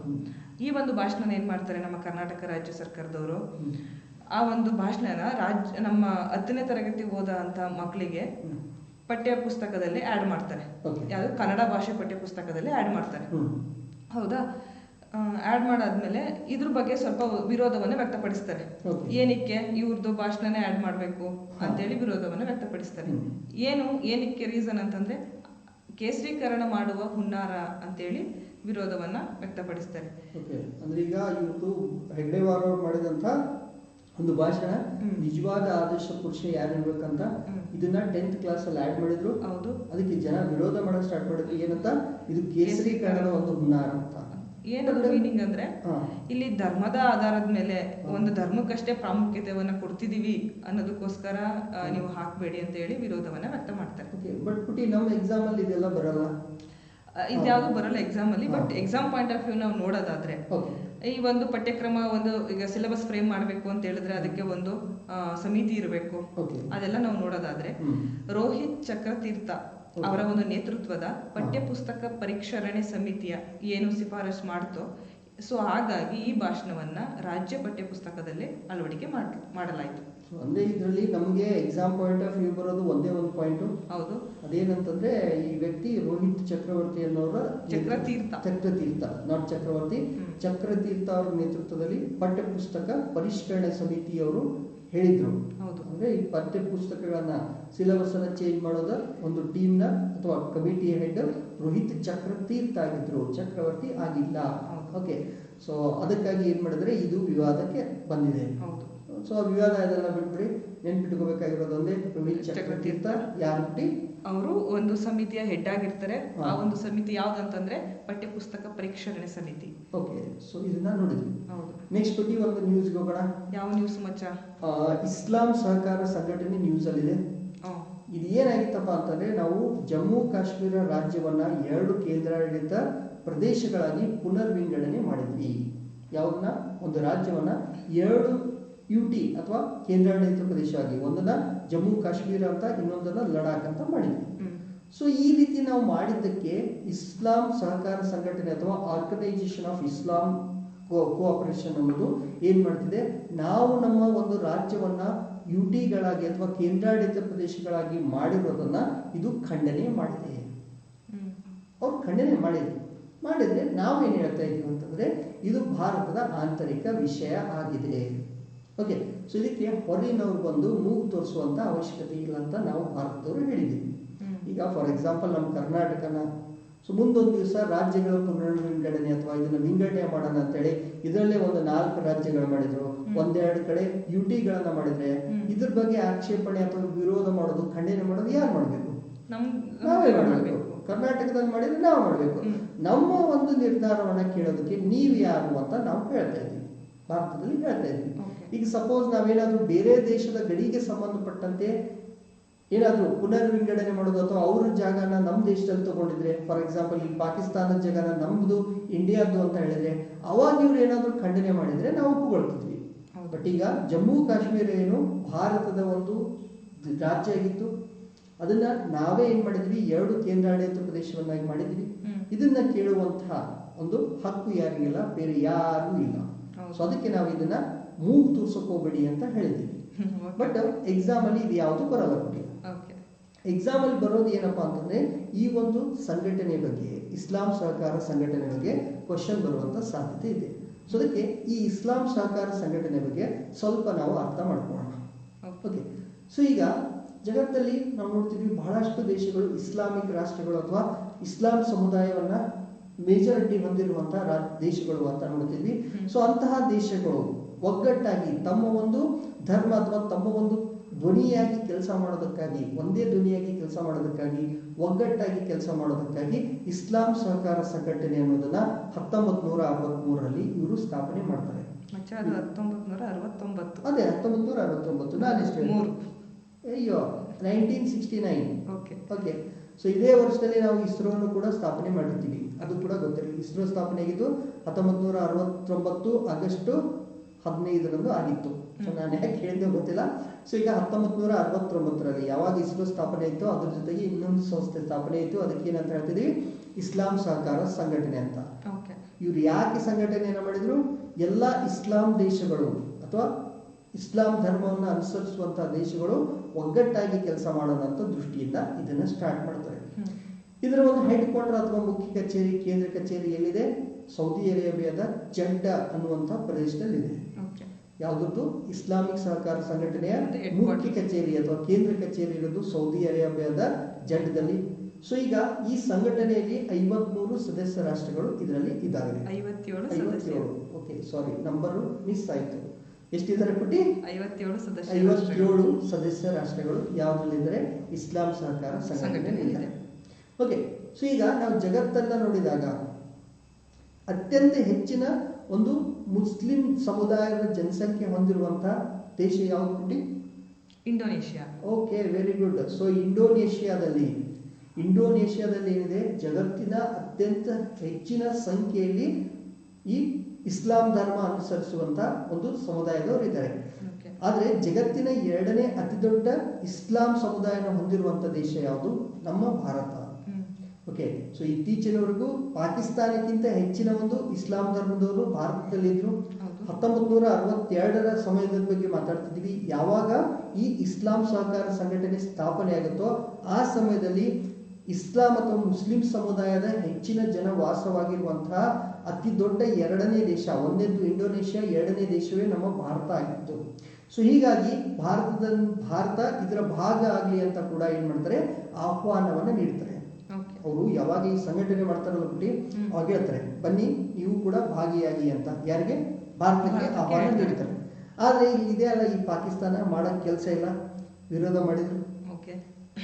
ನಮಗವ್ರು ಕರೆಯೋದಕ್ಕೆ ಒಂದು ಕಾರಣ ಐತಿ. ಯಾಕಂದ್ರೆ ಜಗತ್ತಲ್ಲೇ ಅತಿ ಹೆಚ್ಚು ಈ ಇಸ್ಲಾಂ ಧರ್ಮ ಅನುಸರಿಸೋರು ಇರೋದು ಭಾರತದಲ್ಲಿ. ಎರಡನೇದು ಫಸ್ಟ್ ಪ್ಲೇಸಲ್ಲಿ ಇಂಡೋನೇಷ್ಯಾ ಇತ್ತು.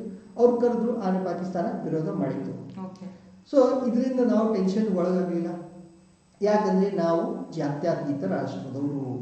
ಸೊ ನಾವು ನಮ್ಮ ಧರ್ಮವನ್ನು ಯಾವ ಥರ ನೋಡ್ತೀವೋ ಬೇರೆ ಧರ್ಮಗಳನ್ನು ಅಷ್ಟೇ ಅದೇ ಸಮನಾದ ಭಾವದಿಂದ ನೋಡುವಂತಹ ಜಾತ್ಯತೀತ ರಾಷ್ಟ್ರರಾಗಿದ್ದೀವಿ. ಸೊ ಈಗ ಇಸ್ಲಾಂ ಸಹಕಾರ ಸಂಘಟನೆ ಇದು ಸ್ಥಾಪನೆ ಆಗಿರೋದೇ ಇದರ ಮೇಲೆ ಧರ್ಮ ಆಧಾರಿತವಾಗಿರೋದ್ರಿಂದ. ಓಕೆ. ಸೊ ನಾವು ಭಾರತ ಜಾತ್ಯತೀತ ರಾಷ್ಟ್ರ, ಈ ಸಂಘಟನೆ ಆಗಿರೋದು ಯಾವುದ್ರ ಮೇಲೆ? ಧರ್ಮಾಧಾರಿತ.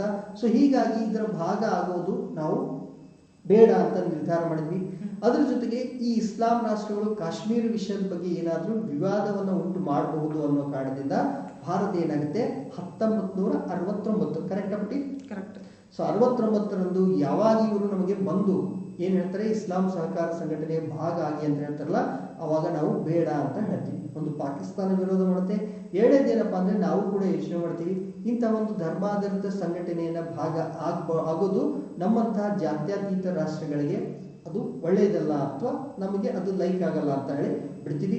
ಎರಡನೇದೇನಪ್ಪ ಅಂದ್ರೆ ಕಾಶ್ಮೀರ ವಿಷಯದ ಬಗ್ಗೆನೂ ಕೂಡ ಇವರು ವಿವಾದ ಉಂಟು ಮಾಡುವ ಸಾಧ್ಯತೆ ಇದೆ ಅಂತ ಹೇಳಿ ಇದರಿಂದ ದೂರ ಉಳಿತೀವಿ. ಅದಾದ್ಮೇಲೆ ಪುಟಿ ಮುಂದೆ ಇದು ಕಂಟಿನ್ಯೂ ಆಯಿತು. ನಾವು ಮಾತಾಡಿದ್ದು ಯಾವಾಗಿದ್ದು 1969 ಇದು ಸ್ಥಾಪನೆ ಆಗಿದ್ದು. ಇವನ್ 2018ರಲ್ಲಿಯೂ ಕೂಡ ಬಾಂಗ್ಲಾದೇಶ ಏನು ಹೇಳುತ್ತೆ, ಜಗತ್ತಿನ ಎರಡನೇ ಅತಿ ದೊಡ್ಡ ಮುಸ್ಲಿಂ ಸಮುದಾಯದ ಸಂಖ್ಯೆಯನ್ನು ಹೊಂದಿರುವಂತಹ ಭಾರತ ಇದಕ್ಕೆ ವೀಕ್ಷಕ ಸ್ಥಾನವನ್ನಾದ್ರೂ ನೀಡಿ, ಸದಸ್ಯ ಮಾಡ್ಕೊಂಡ್ಬಿಡಿ, ವೀಕ್ಷಕ ಅಂದ್ರೆ ಅಬ್ಸರ್ವರ್ ಸ್ಥಾನವನ್ನ ನೀಡಿ ಅಂತ ಅದು ಕೇಳ್ಕೊಳುತ್ತೆ. ಯಾರು ಕೇಳಿದ್ದು? ನಾವು ಕೇಳಿಲ್ಲ. ಯಾರು ಕೇಳ್ತಿದ್ದಾರೆ ಇಲ್ಲಿ? ಬಾಂಗ್ಲಾದೇಶದವ್ರು ಕೇಳ್ತಿದ್ದಾರೆ. ನೋಡಿ ಹೆಂಗಿದೆ ನಮ್ಮ ಇಂಡಿಯಾ. ಬಾಂಗ್ಲಾದೇಶದವ್ರು ಕೇಳ್ತಿದ್ದಾರೆ ಇಂಡಿಯಾದ ಪರವಾಗಿ, ಇಲ್ಲಿ ಅಟ್ ಲೀಸ್ಟ್ ವೀಕ್ಷಕ ಸ್ಥಾನವನ್ನ ನೀಡಿ ಅಂತ ಹೇಳಿ. ಆವಾಗ ಕೂಡ ಪಾಕಿಸ್ತಾನ ಏನ್ ಮಾಡುತ್ತೆ, ಇದಕ್ಕೆ ವಿರೋಧ ಮಾಡುತ್ತೆ. ಓಕೆ. ಸೊ ಈಗ ಇಲ್ಲಿ ನಾವು ಸ್ಟಾರ್ಟ್ ಮಾಡಿದ್ದು ಯಾವ್ದಿತ್ತು, ಜಮ್ಮು ಕಾಶ್ಮೀರವನ್ನ 2 ಕೇಂದ್ರಾಡಳಿತ ಪ್ರದೇಶವನ್ನಾಗಿ ಮಾಡಲು ನ್ಯೂಸ್ ಇಂದ ಸ್ಟಾರ್ಟ್ ಮಾಡಿದ್ವಿ. ಬಟ್ ಇಲ್ಲಿ ಮೇನ್ ಫೋಕಸ್ ಏನಿದೆ, ಇಸ್ಲಾಂ ಸಹಕಾರ ಸಂಘಟನೆ ಇದು ಯಾಕೆ ಸ್ಥಾಪನೆ ಆಯಿತು, ಯಾವಾಗ ಸ್ಥಾಪನೆ ಆಯಿತು, ಇದರ ಹೆಡ್ ಕ್ವಾರ್ಟರ್ ಏನಿದೆ, ಎಷ್ಟು ಸದಸ್ಯ ರಾಷ್ಟ್ರಗಳಿದ್ದಾವೆ, ಮತ್ತು ಇದ್ರ ಜೊತೆಗೆ ಭಾರತದ ಸಂಬಂಧ ಯಾವ ರೀತಿ ಇದೆ ಅಂತ ನಾವು ನೋಡಿದ್ವಿ. ಓಕೆ. ನೆಕ್ಸ್ಟ್ ನ್ಯೂಸ್ ಹೋಗೋಣ ಪುಟಿ. ಓಕೆ ಪುಟಿ. ಸೊ ನೆಕ್ಸ್ಟ್ ನೀನ್ ಎಕ್ಸ್ಪ್ಲೇನ್ ಮಾಡ್ಬಿಟ್ಟು. ನೆಕ್ಸ್ಟ್ ನ್ಯೂಸ್ ಏನಿದೆ ಅಂತಂದ್ರೆ, ನಮ್ಗಳಿಗೆ ಜಾತ್ರೆ ಹಬ್ಬ ಹರಿದಿನ ಅಂತಂದ್ರೇನೆ ಸೆಲೆಬ್ರೇಷನ್ ಜೋರು, ತುಂಬಾ ಸಡಗರ ಸಂಭ್ರಮದಿಂದ ಸೆಲೆಬ್ರೇಟ್ ಮಾಡ್ತೀವಿ. ಹಂಗೆ ಅಮರನಾಥ ಯಾತ್ರೆ ಅಂದ್ರೆ ಅಮರನಾಥ ಒಂದು ಕೇವಲ್ಲಿ ಅಮರನಾಥ ಯಾತ್ರೆ ಅಂತ ಸೆಲೆಬ್ರೇಷನ್ ಮಾಡ್ತಿದ್ದಾರೆ. ಈಗ ಲೋಡ್ ಮಾಡ್ಕೊಂತೀನಿ. ಮತ್ತೆ ನಿನ್ನೆ ತರ ಆಗಬಹುದು. ಓಕೆ. ಸೊ ಪುಟಿ ಜೋರಾಗಿ ಮಾತಾಡಬೇಕು. ಓಕೆ. ಈ ಅಮರನಾಥ ಕೇವ್ ಎಲ್ಲಿ ಬರುತ್ತೆ ಅಂತಂದ್ರೆ ಜಮ್ಮು ಕಾಶ್ಮೀರದಲ್ಲಿ ಬರುತ್ತೆ. ಜಮ್ಮು ಕಾಶ್ಮೀರನ ನಾವು ಏನಂತ ಕನ್ಸಿಡರ್ ಮಾಡಿದೀವಿ, ಯೂನಿಯನ್ ಟೆರಿಟರೀಸ್ ಅಂತ ಕನ್ಸಿಡರ್ ಮಾಡಿದ್ವಿ. ಸೊ ಕೇಂದ್ರಾಡಳಿತ ಪ್ರದೇಶದಲ್ಲಿ ಜಾಸ್ತಿ ಈ ಟೆರರಿಸಂ ಆಕ್ಟಿವಿಟೀಸ್ ಜಾಸ್ತಿ ಆಗ್ತಿರೋಂತ ಒಂದು ಹಿನ್ನೆಲೆಯಲ್ಲಿ ಈ ಒಂದು ಯಾತ್ರೆಗೆ ಯಾವುದೇ ತರದಂತಹ ಒಂದು ತೊಂದರೆ ಆಗ್ಬಾರ್ದು ಅಂತೇಳಿ ಕೇಂದ್ರ ಗೃಹ ಸಚಿವರು ಆ ಒಂದು ಯಾತ್ರೆಗೆ ಫುಲ್ ಬಿಗಿ ಬಂದೋಬಸ್ತ್ ನೀಡಬೇಕು ಅಂತೇಳಿ ಆದೇಶವನ್ನ ಹೊರಡಿಸಿದ್ದಾರೆ. ಆಯ್ತಾ? ಈಗ ಇಲ್ಲಿ ಮ್ಯಾಪ್ ಅಲ್ಲಿ ನೋಡ್ತಾ ಇದ್ದೀನಿ ಪುಟಿ, ಇದು ಅಮರನಾಥ್ ಕೇವ್. ಹೌದು. ಇಲ್ಲಿ ಇಸ್ಲಾಮಾಬಾದ್ ಇದೆ, ಈ ಕಡೆ ಹಿಮಾಚಲ ಪ್ರದೇಶ, ಲಾಹೋರ್ ಇದೆ, ಇಲ್ಲಿ ಹಿಮಾಚಲ ಪ್ರದೇಶ. ಸೊ ಇಲ್ಲಿ ಬರುವಂತಹದ್ದು ಇದು ಅಮರನಾಥ್ ಗುಹೆ. ಸೊ ಇಲ್ಲಿ ಅಮರನಾಥದಲ್ಲಿರುವಂತಹ ಲಿಂಗವನ್ನು ನೋಡ್ತಾ ಇದ್ದೀವಿ. ಹಿಮದಿಂದ ಕೂಡಿರುವಂತಹ ಒಂದು ಹಿಮದಿಂದ ಆಗಿರುವಂತಹ ಒಂದು ಲಿಂಗ. ಓಕೆ. ಸೊ ಈಗ ಇದ್ರ ಬಗ್ಗೆ ಏನಿದೆ ಪುಟಿ ಮತ್ತೆ ನ್ಯೂಸ್? ಇದ್ರ ಬಗ್ಗೆ ಏನ್ ನ್ಯೂಸ್ ನಾವು ನೆಕ್ಸ್ಟ್ ನೋಡೋದಾದ್ರೆ, ಇಲ್ಲಿ ಒಂದು ನಂಬಿಕೆ ಇದೆ ಆ ಒಂದು ಪ್ರದೇಶದಲ್ಲಿ, ಆ ಒಂದು ಕೇವ್ದು ಹೇಗಾಯ್ತು ಅಂತೇಳಿ. ಇಲ್ಲಿ ಈ ಪರಶಿವ ತನ್ನ ಮಡದಿಯಾದಂತಹ ಪಾರ್ವತಿಗೆ ಈ ಒಂದು ಗುಹೆಯಲ್ಲಿ ಅಮರತ್ವದ ಒಂದು ಸಂದೇಶವನ್ನ ತಿಳಿಸ್ಕೊಡ್ತಾನೆ ಅಂತೇಳಿ ಈ ಒಂದು ಪ್ರದೇಶದಲ್ಲಿ ನಂಬಿಕೆ ಇದೆ. ಹೌದಾ? ಈ ಅಮರನಾಥ ಗುಹೆಯಲ್ಲಿ ಪ್ರತಿ ವರ್ಷ ಮಂಜುಗಡ್ಡೆ ಅಥವಾ ಹಿಮದಿಂದ ಕೂಡಿದ ಒಂದು ಶಿವಲಿಂಗ ರೂಪುಗೊಳ್ಳುತ್ತೆ. ಇದ್ರ ಜೊತೆಗೆ ಅಕ್ಕಪಕ್ಕ 2 ನೀರುಗೋಲುಗಳು ಕೂಡ ರೂಪಿತಗೊಳ್ತವೆ. ಅದು ಒಂದು ಯಾವ್ದರ ಒಂದು ಪ್ರತಿರೂಪ ಅಂತಂದ್ರೆ ಪಾರ್ವತಿದು, ಮತ್ತೊಂದು ಯಾವ್ದರ ಪ್ರತಿರೂಪ ಅಂತ ಹೇಳಿದ್ರೆ ಗಣೇಶಂದು. ಸೊ ಇಲ್ಲಿ 3 ದೇವ್ರನ್ನ ನಾವು ನೋಡ್ತೀವಿ. ಒಂದು ಶಿವಲಿಂಗ, ಒಂದು ಪಾರ್ವತಿ, ಒಂದು ಗಣೇಶ. ಸೊ ಇದು ಶಿವ, ಇದರ ಅಕ್ಕಪಕ್ಕದಲ್ಲಿ ನಾವು ಪಾರ್ವತಿ ಮತ್ತು ಗಣೇಶನ ನೋಡ್ತೀವಿ, ರೂಪನ ನೋಡಿ ನೆಕ್ಸ್ಟ್ ಅದನ್ನ ಪೂಜೆಯನ್ನ ಮಾಡೋ ಅಂತದ್ದು. ಹೌದಾ. ನೆಕ್ಸ್ಟ್ ಈ ಅಮರನಾಥ ಕೇವು ಹೆಂಗೆ ಐಡೆಂಟಿಫೈ ಮಾಡಿದ್ರು ಅಂತ ಹೇಳಿದ್ರೆ, ಅಲ್ಲೊಬ್ಬ ಮುಸ್ಲಿಂ ಕುರಿ ಕಾಯೋನ್ ಇರ್ತಾನೆ. Okay. ಯಾರು ಗೊತ್ತಾ? ಅವನು ಬೂಟ ಮಲ್ಲಿಕ್ ಅಂತ ಹೇಳಿ ಬೂಟ ಮಲ್ಲಿಕ್ ಅನ್ನೋನು ಒಬ್ಬ ಕುರಿ ಕಾಯೋನ್ ಇರ್ತಾನೆ. Okay. ಅವನು ಐಡೆಂಟಿಫೈ ಮಾಡಿದಂತ ಪ್ಲೇಸ್ ಇದು. ಹೌದಾ. ಜೂನ್ ಜುಲೈ ಆಗಸ್ಟ್ ತಿಂಗಳಲ್ಲಿ ಯಾವಾಗ್ಲೂ ಈ ಒಂದು ಯಾತ್ರೆ ಕೈಗೊಳ್ಳುತ್ತೆ. ಯಾಕೆ ಅಂತಂದ್ರೆ ಆ ಟೈಮಲ್ಲಿ ಜಾಸ್ತಿ ಹಿಮ ಇರಲ್ಲ ಆ ಪ್ರದೇಶದಲ್ಲಿ. ಅದು ಬೇಸಿಗೆ. ಹೌದಾ.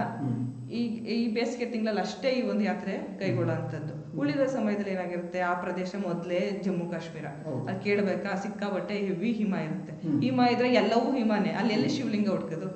ಅಂದ್ರೆ ಇಲ್ಲಿ ಅಲ್ಲಿ ಈ ಲಿಂಗ ದರ್ಶನ ಅಥವಾ ಇಲ್ಲಿ ಹೋಗೋದು ಸಾಧ್ಯ ಆಗಲ್ಲ. ಸೊ ಅದಕ್ಕೆ ಬೇಸಿಗೆಯಲ್ಲಿ ನಾವು ಹೋಗಿ ಅಲ್ಲಿ ಯಾತ್ರೆನ ಮುಗಿಸ್ಕೊಂಡು ಬರ್ತೀವಿ. ನೆಕ್ಸ್ಟ್ ಲೋಕಲೈಟ್ಸ್ ಆ ಒಂದು ಶಿವಲಿಂಗಗೆ ಏನಂತ ಹೆಸರಿಟ್ಟಿದ್ದಾರೆ ಅಂತ ನೋಡೋದಾದ್ರೆ, ಬಾಬಾ ಬರ್ಫಾನಿಯಾ ಅಂತೇಳಿ ಆ ಒಂದು ಶಿವಲಿಂಗಗೆ ಸ್ಥಳೀಯರು ಹೆಸರನ್ನ ಕೊಟ್ಟಿರೋಂಥದ್ದು. ಅಂದ್ರೆ ನೋಡಿ, ಶಿವನಿಗೆ ನಾವು ಶಿವ ಅಂತ ಹೇಳ್ತೀವಿ, ಚಂದ್ರಶೇಖರ, ಗಂಗಾಧರ, ರಾಜಶೇಖರ, ಈ ತರ ಎಲ್ಲ ಹೆಸರು ಹೇಳ್ತೀವಿ. ಸೊ ಈಗ ಶಿವ ಯಾವ ರೂಪದಲ್ಲಿದೆ? ಹಿಮದ ರೂಪದಲ್ಲಿದ್ದಾನೆ. ಸೊ ಅದಕ್ಕೆ ಬೋಳಾಶಂಕರ ಈ ತರ ಕರೆದ್ರು. ಫಸ್ಟ್ ಟೈಮ್ ನಾವು ಶಿವನಿಗೆ ಬಾಬಾ ಬರ್ಫಾನಿ ಅಂತ ಕರಿತಿದ್ದೀವಿ. ಸೊ ಚೆನ್ನಾಗಿದೆ ಹೆಸರು ಶಿವನಿಗೆ, ನನ್ಗೆ ಗೊತ್ತಿರಲಿಲ್ಲ. ಸೊ ಶಿವನಿಗೆ ಈ ತರನು ಕರಿಬೋದಂತ. ಸೊ ಬಾಬಾ ಬರ್ಫಾನಿ ಅಂತ. ಸೊ ಶಿವನಿಗೆ ಏನೇ ಕರೀಲಿ ಪ್ರೀತಿಯಿಂದ ಕರೆದ್ರೆ ಶಿವ ಫುಲ್ ಖುಷಿ ಆಗ್ತದೆ ಅಂತ. ಅದಕ್ಕೆ ನಾವೇನಂತ ಹೇಳ್ತೀವಿ, ಬೋಳಾಶಂಕರ ಅಂತ ಹೇಳ್ತೀವಿ. ಬೋಳಾಶಂಕರ ಅಂದ್ರೆ ಅಷ್ಟು ಮೃದು ಮನಸ್ಸದವನು. ಸೊ ಈ ತರ ನೋಡಿದ್ವಿ. ಅಂದ್ರೆ ಬಿಟ್ಟು ಈಗ ನಾವಿರೋದು ಮೇದಲ್ಲಿ, ಮುಂದೆ ಜೂನ್ದಿಂದ ಈ ಯಾತ್ರೆ ಸ್ಟಾರ್ಟ್ ಆಗುತ್ತೆ. ಸ್ಟಾರ್ಟ್ ಆಗೋದಕ್ಕೆ ಏನ್ ಮಾಡಬೇಕು, ಇಲ್ಲಿ ಭದ್ರತೆಯನ್ನು ಒದಗಿಸಬೇಕು. ಸೊ ನೋಡೋಣ ಯಾರ್ಯಾರು ಬರ್ತಾರಂತ. ಸೊ ವೀಕ್ಷಕರೇ, ಏನಿದೆ ಅಂತಂದ್ರೆ ಜೂನ್ ಜುಲೈ ಆಗಸ್ಟ್ ಈ ತಿಂಗಳಲ್ಲಿ ನೀವೇನ್ ಮಾಡ್ಬೋದು, ಅಮರ ಯಾತ್ರೆ ಅಮರನಾಥ ಗುಹೆಯಲ್ಲಿ ಅಮರನಾಥನ ಒಂದು ದರ್ಶನ ಮಾಡ್ಬೋದು. ಅಮರನಾಥನಿಗೆ ಇನ್ನೊಂದು ಹೆಸರು ಏನಪ್ಪಾ ಅಂತಂದ್ರೆ ಬಾಬಾ ಬರ್ಫಾನಿಯಾ. ಸೊ ಜೈ ಬಾಬಾ ಬರ್ಫಾನಿಯಾ. ಮುಂದೆ ಹೋಗೋಣ. ಸೊ ಪುಟ್ಟಿ ಇದನ್ನ ನಾನು ಎಕ್ಸ್ಪ್ಲೇನ್ ಮಾಡ್ತೀನಿ. ಏನಿದೆ ಮಚ್ಚಾ ನೆಕ್ಸ್ಟ್ ವಿಚಾರ ಬೇರೆ, ಓದೋದು ಬೇರೆ.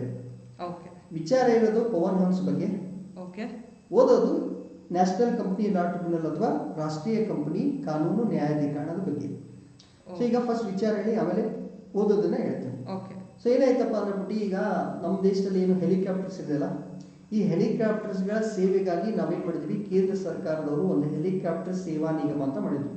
ಸೊ ಯಾವ ತರ ಇಂಡಿಯನ್ ರೈಲ್ವೇಸ್ ಇದೆಯೋ, ಸೊ ಯಾವ ತರ ನಮ್ಮ KSRTC ಇದೆಯೋ, ಅದೇ ತರ ಈ ಹೆಲಿಕಾಪ್ಟರ್ ಸೇವೆಗಳನ್ನ ಕೊಡುವಂತ ಒಂದು ನಿಗಮ. ಅದಕ್ಕೆ ಏನಂತ ಹೆಸರಿಟ್ಟಿದ್ವಿ, ಪವನ್ ಹನ್ಸ್ ಅಂತ ಇಟ್ಟಿದ್ವಿ. ಸೊ ಇದು ಪವನ್ ಹನ್ಸಿನ ಲೋಗೋ. ಇದೇನು ಕೇಂದ್ರ ಸರ್ಕಾರದ ಹೆಲಿಕಾಪ್ಟರ್ ಸೇವಾ ನಿಗಮ. ಸೊ ಇಲ್ಲಿ ಇದು ಕೇಂದ್ರ ಸರ್ಕಾರದ ಒಂದು ಒಡೆತನದಲ್ಲಿದೆ. ಇದರಲ್ಲಿ ಇರುವಂತಹ ಬಂಡವಾಳವನ್ನ ಹಿಂತೆಗೆದುಕೊಳ್ಳೋದು ಅಂದ್ರೆ ಇದು 100% ಇದರ ಮಾಲೀಕರು ಯಾರಿದ್ದಾರೆ, ಭಾರತ ಸರ್ಕಾರ. ಸೊ ಇದರಲ್ಲಿ ಸರ್ಕಾರ ತನ್ನ ಪಾಲನ್ನ ಕಡಿಮೆ ಮಾಡ್ಕೋಬೇಕಾಗಿತ್ತು. ಎಷ್ಟಂದ್ರೆ 51% ಅಷ್ಟು ಬೇರೆಯವರಿಗೆ ಏನ್ ಮಾಡೋಣ, ಮಾರಾಟ ಮಾಡೋಣ ಅಂತ ಯೋಚನೆ ಮಾಡಿತ್ತು. ಅದಕ್ಕೆ ನಾವೇನಂತ ಹೇಳ್ತಿದ್ವಿ, ಡಿಸ್ಇನ್ವೆಸ್ಟ್ಮೆಂಟ್ ಅಥವಾ ಬಂಡವಾಳ ಹಿಂತೆಗೆತ ಅಂತ. ಹಾಗಾದ್ರೆ ಪ್ರೈವೇಟ್ ನವರಿಗೆ ಮಾರಾಟ ಮಾಡಕ್ಕೆ ಪ್ರೈವೇಟ್ ಇಂಡಿಯಾ ಗವರ್ನಮೆಂಟ್ ಅವರು ಒಪ್ಪಿದ್ರು. ಇದರಿಂದ ದುಡ್ಡು ಬರುತ್ತೆ, ದುಡ್ಡಿಂದ ನಾವೇನ್ ಮಾಡ್ತಿದೀವಿ, ಬೇರೆ ಬೇರೆ ಕೆಲಸಕ್ಕೆ, ಬೇರೆ ಯೋಜನೆಗೆ ಇದನ್ನ ಬಳಸ್ತೀವಿ ಅಂತ ನೋಡ್ತೀವಿ. ಸೊ ಈಗ ಫಸ್ಟ್ ನಾವು ಯಾವ್ದನ್ನ ನೋಡ್ತಾ ಇದೀವಿ, ಪವನ್ ಹನ್ಸ್ ಅಂತ. ಪವನ್ ಹನ್ಸ್ ಏನಿದು, ಕೇಂದ್ರ ಸರ್ಕಾರದ ಒಂದು ಹೆಲಿಕಾಪ್ಟರ್ ಸೇವಾ ನಿಗಮ. ಸೊ ಯಾವ ತರ ಈ BSNL ಅನ್ನ ಸೇವಾ ನಿಗಮ ಅಂತ ಹೇಳ್ತೀವಲ್ಲ, ಆ ತರ ಕೇಂದ್ರ ಸರ್ಕಾರದವರ ಹೆಲಿಕಾಪ್ಟರ್ ಸೇವಾ ನಿಗಮಕ್ಕೆ ನಾವೇನಂತ ಹೇಳಿದ್ವಿ, ಪವನ್ ಹನ್ಸ್ ಅಂತ ಹೇಳಿದ್ವಿ. ಸೊ ಇದು ಯಾಕೆ ನ್ಯೂಸ್ ಅಲ್ಲಿ ಇದೆ ಅಂತಂದ್ರೆ, ಇಲ್ಲಿ ಬಂಡವಾಳವನ್ನ ಹಿಂತೆಗೆಯುವಂತಹ ಒಂದು ಕೆಲಸವನ್ನ ನಾವು ಮಾಡೋದಕ್ಕೆ ಟ್ರೈ ಮಾಡಿದ್ವಿ. ಯಾರು ಮಾಡಿದ್ರು, ಕೇಂದ್ರ ಸರ್ಕಾರ ಮಾಡಿತ್ತು. ಸೊ ಈಗ ಬಂಡವಾಳ ಹಿಂತೆಗೆಯೋದ್ರ ಬಗ್ಗೆ ಒಂದು ಕಂಪ್ಲೇಂಟ್ ಹೋಗುತ್ತೆ ಅಥವಾ ಒಂದು ಪ್ರಕರಣ ದಾಖಲಾಗುತ್ತೆ. ಯಾರ ಮುಂದೆ ಅಂತಂದ್ರೆ, ನ್ಯಾಷನಲ್ ಕಂಪನಿ ಲಾ ಟ್ರಿಬ್ಯುನಲ್ ಅಥವಾ ರಾಷ್ಟ್ರೀಯ ಕಂಪನಿ ಕಾನೂನು ನ್ಯಾಯಾಧಿಕರಣದ ಮುಂದೆ ಇದು ನಿಲ್ಲುತ್ತೆ. ನಾವು ಮಾರಾಟ ಅಥವಾ ನಾವು ಡಿಸ್ಇನ್ವೆಸ್ಟ್ಮೆಂಟ್ ಬಂಡವಾಳ ಹಿಂತೆಗೆತಿರೋದಲ್ಲಿ ಪವನ್ ಹನ್ಸ್ದಲ್ಲಿ ಮಾಡ್ತವ್ರು ಯಾರು, ಕೇಂದ್ರ ಸರ್ಕಾರದವರು. ಅವಾಗ ಇದ್ರ ಬಗ್ಗೆ ಒಂದು ಪ್ರಕರಣ ಹೋಗಿದ್ದು ಯಾರ ಮುಂದೆ, ರಾಷ್ಟ್ರೀಯ ಕಂಪನಿ ಕಾನೂನು ನ್ಯಾಯಾಧಿಕರಣದ ಮುಂದೆ. ಸೊ ಯಾವಾಗ ಈ ಕಂಪ್ಲೇಂಟ್ ಹೋಗುತ್ತೋ ಅವಾಗ ಕೇಂದ್ರ ಸರ್ಕಾರ ಏನು ಯೋಚನೆ ಮಾಡುತ್ತಂದ್ರೆ, ಈ ಇಡೀ ನಿರ್ಧಾರವನ್ನ ಪುನರಾವಲೋಕನ ಮಾಡೋಣ. ಅಂದ್ರೆ ಪವನ್ ಹನ್ಸ್ ಅಲ್ಲಿ ಇರುವಂತಹ ತನ್ನ ಷೇರುಗಳ ಪಾಲು ಅಥವಾ ತನ್ನ ಮಾಲೀಕತ್ವವನ್ನ ಬೇರೆಯವರಿಗೆ ಬಿಟ್ಕೊಡ್ಬೇಕು ಬೇಡ ಅನ್ನೋದ್ರ ಬಗ್ಗೆ ಮತ್ತೊಂದು ಸಾರಿ ಯೋಚನೆ ಮಾಡ್ತೀವಿ. ಈಗ ನಾವು ಹೇಳ್ತೀವಿ, ಏನೋ ಒಂದು ನಿರ್ಧಾರ ತಗೊಂಡಿರ್ತೀವಿ, ಒಂದು ಚಾಲೆಂಜ್ ಬಂದ ತಕ್ಷಣ ಯೋಚನೆ ಮಾಡ್ತೀವಿ, ಮಾಡಬೇಕು ಮಾಡಬಾರ್ದು. ಸೊ ಈ ತರ ಮತ್ತೊಂದು ಸಾರಿ ಇದನ್ನ ಡಿಸ್ಇನ್ವೆಸ್ಟ್ಮೆಂಟ್ ಮಾಡಬೇಕು ಮಾಡಬೇಡ ಅನ್ನೋದ್ರ ಬಗ್ಗೆ ನಿರ್ಧಾರ ಮತ್ತೊಂದು ಸಾರಿ ಯೋಚನೆ ಮಾಡ್ತೀವಿ ಅಂತ ಕೇಂದ್ರ ಸರ್ಕಾರ ಹೇಳಿದೆ. ಸೊ ಈಗ ಇದರ ಬಗ್ಗೆ ನಾವು ತಿಳ್ಕೋಬೇಕು. ಯಾವುದು ರಾಷ್ಟ್ರೀಯ ಕಂಪನಿ ಕಾನೂನು ನ್ಯಾಯಾಧಿಕರಣ, ಇದಕ್ಕೆ ಇಂಗ್ಲೀಷಲ್ಲಿ ನ್ಯಾಷನಲ್ ಕಂಪನಿ ಲಾ ಟ್ರಿಬ್ಯುನಲ್ ಅಂತ ಕರಿತೀವಿ. ಸೊ ಏನಾಗುತ್ತೆ ಪುಟ್ಟಿ, ನಮ್ಮ ದೇಶದಲ್ಲಿ ಈ ಕಂಪನಿಗಳ ನಡುವೆ ಏನಾದರೂ ಕೇಸ್ ನಡೆಯಕ್ಕೆ ಸ್ಟಾರ್ಟ್ ಆದರೆ ವರ್ಷಾನುಗಟ್ಟಲೆ ದಶಕಗಳ ಗಟ್ಟಲೆ ನಡೀತಿತ್ತು.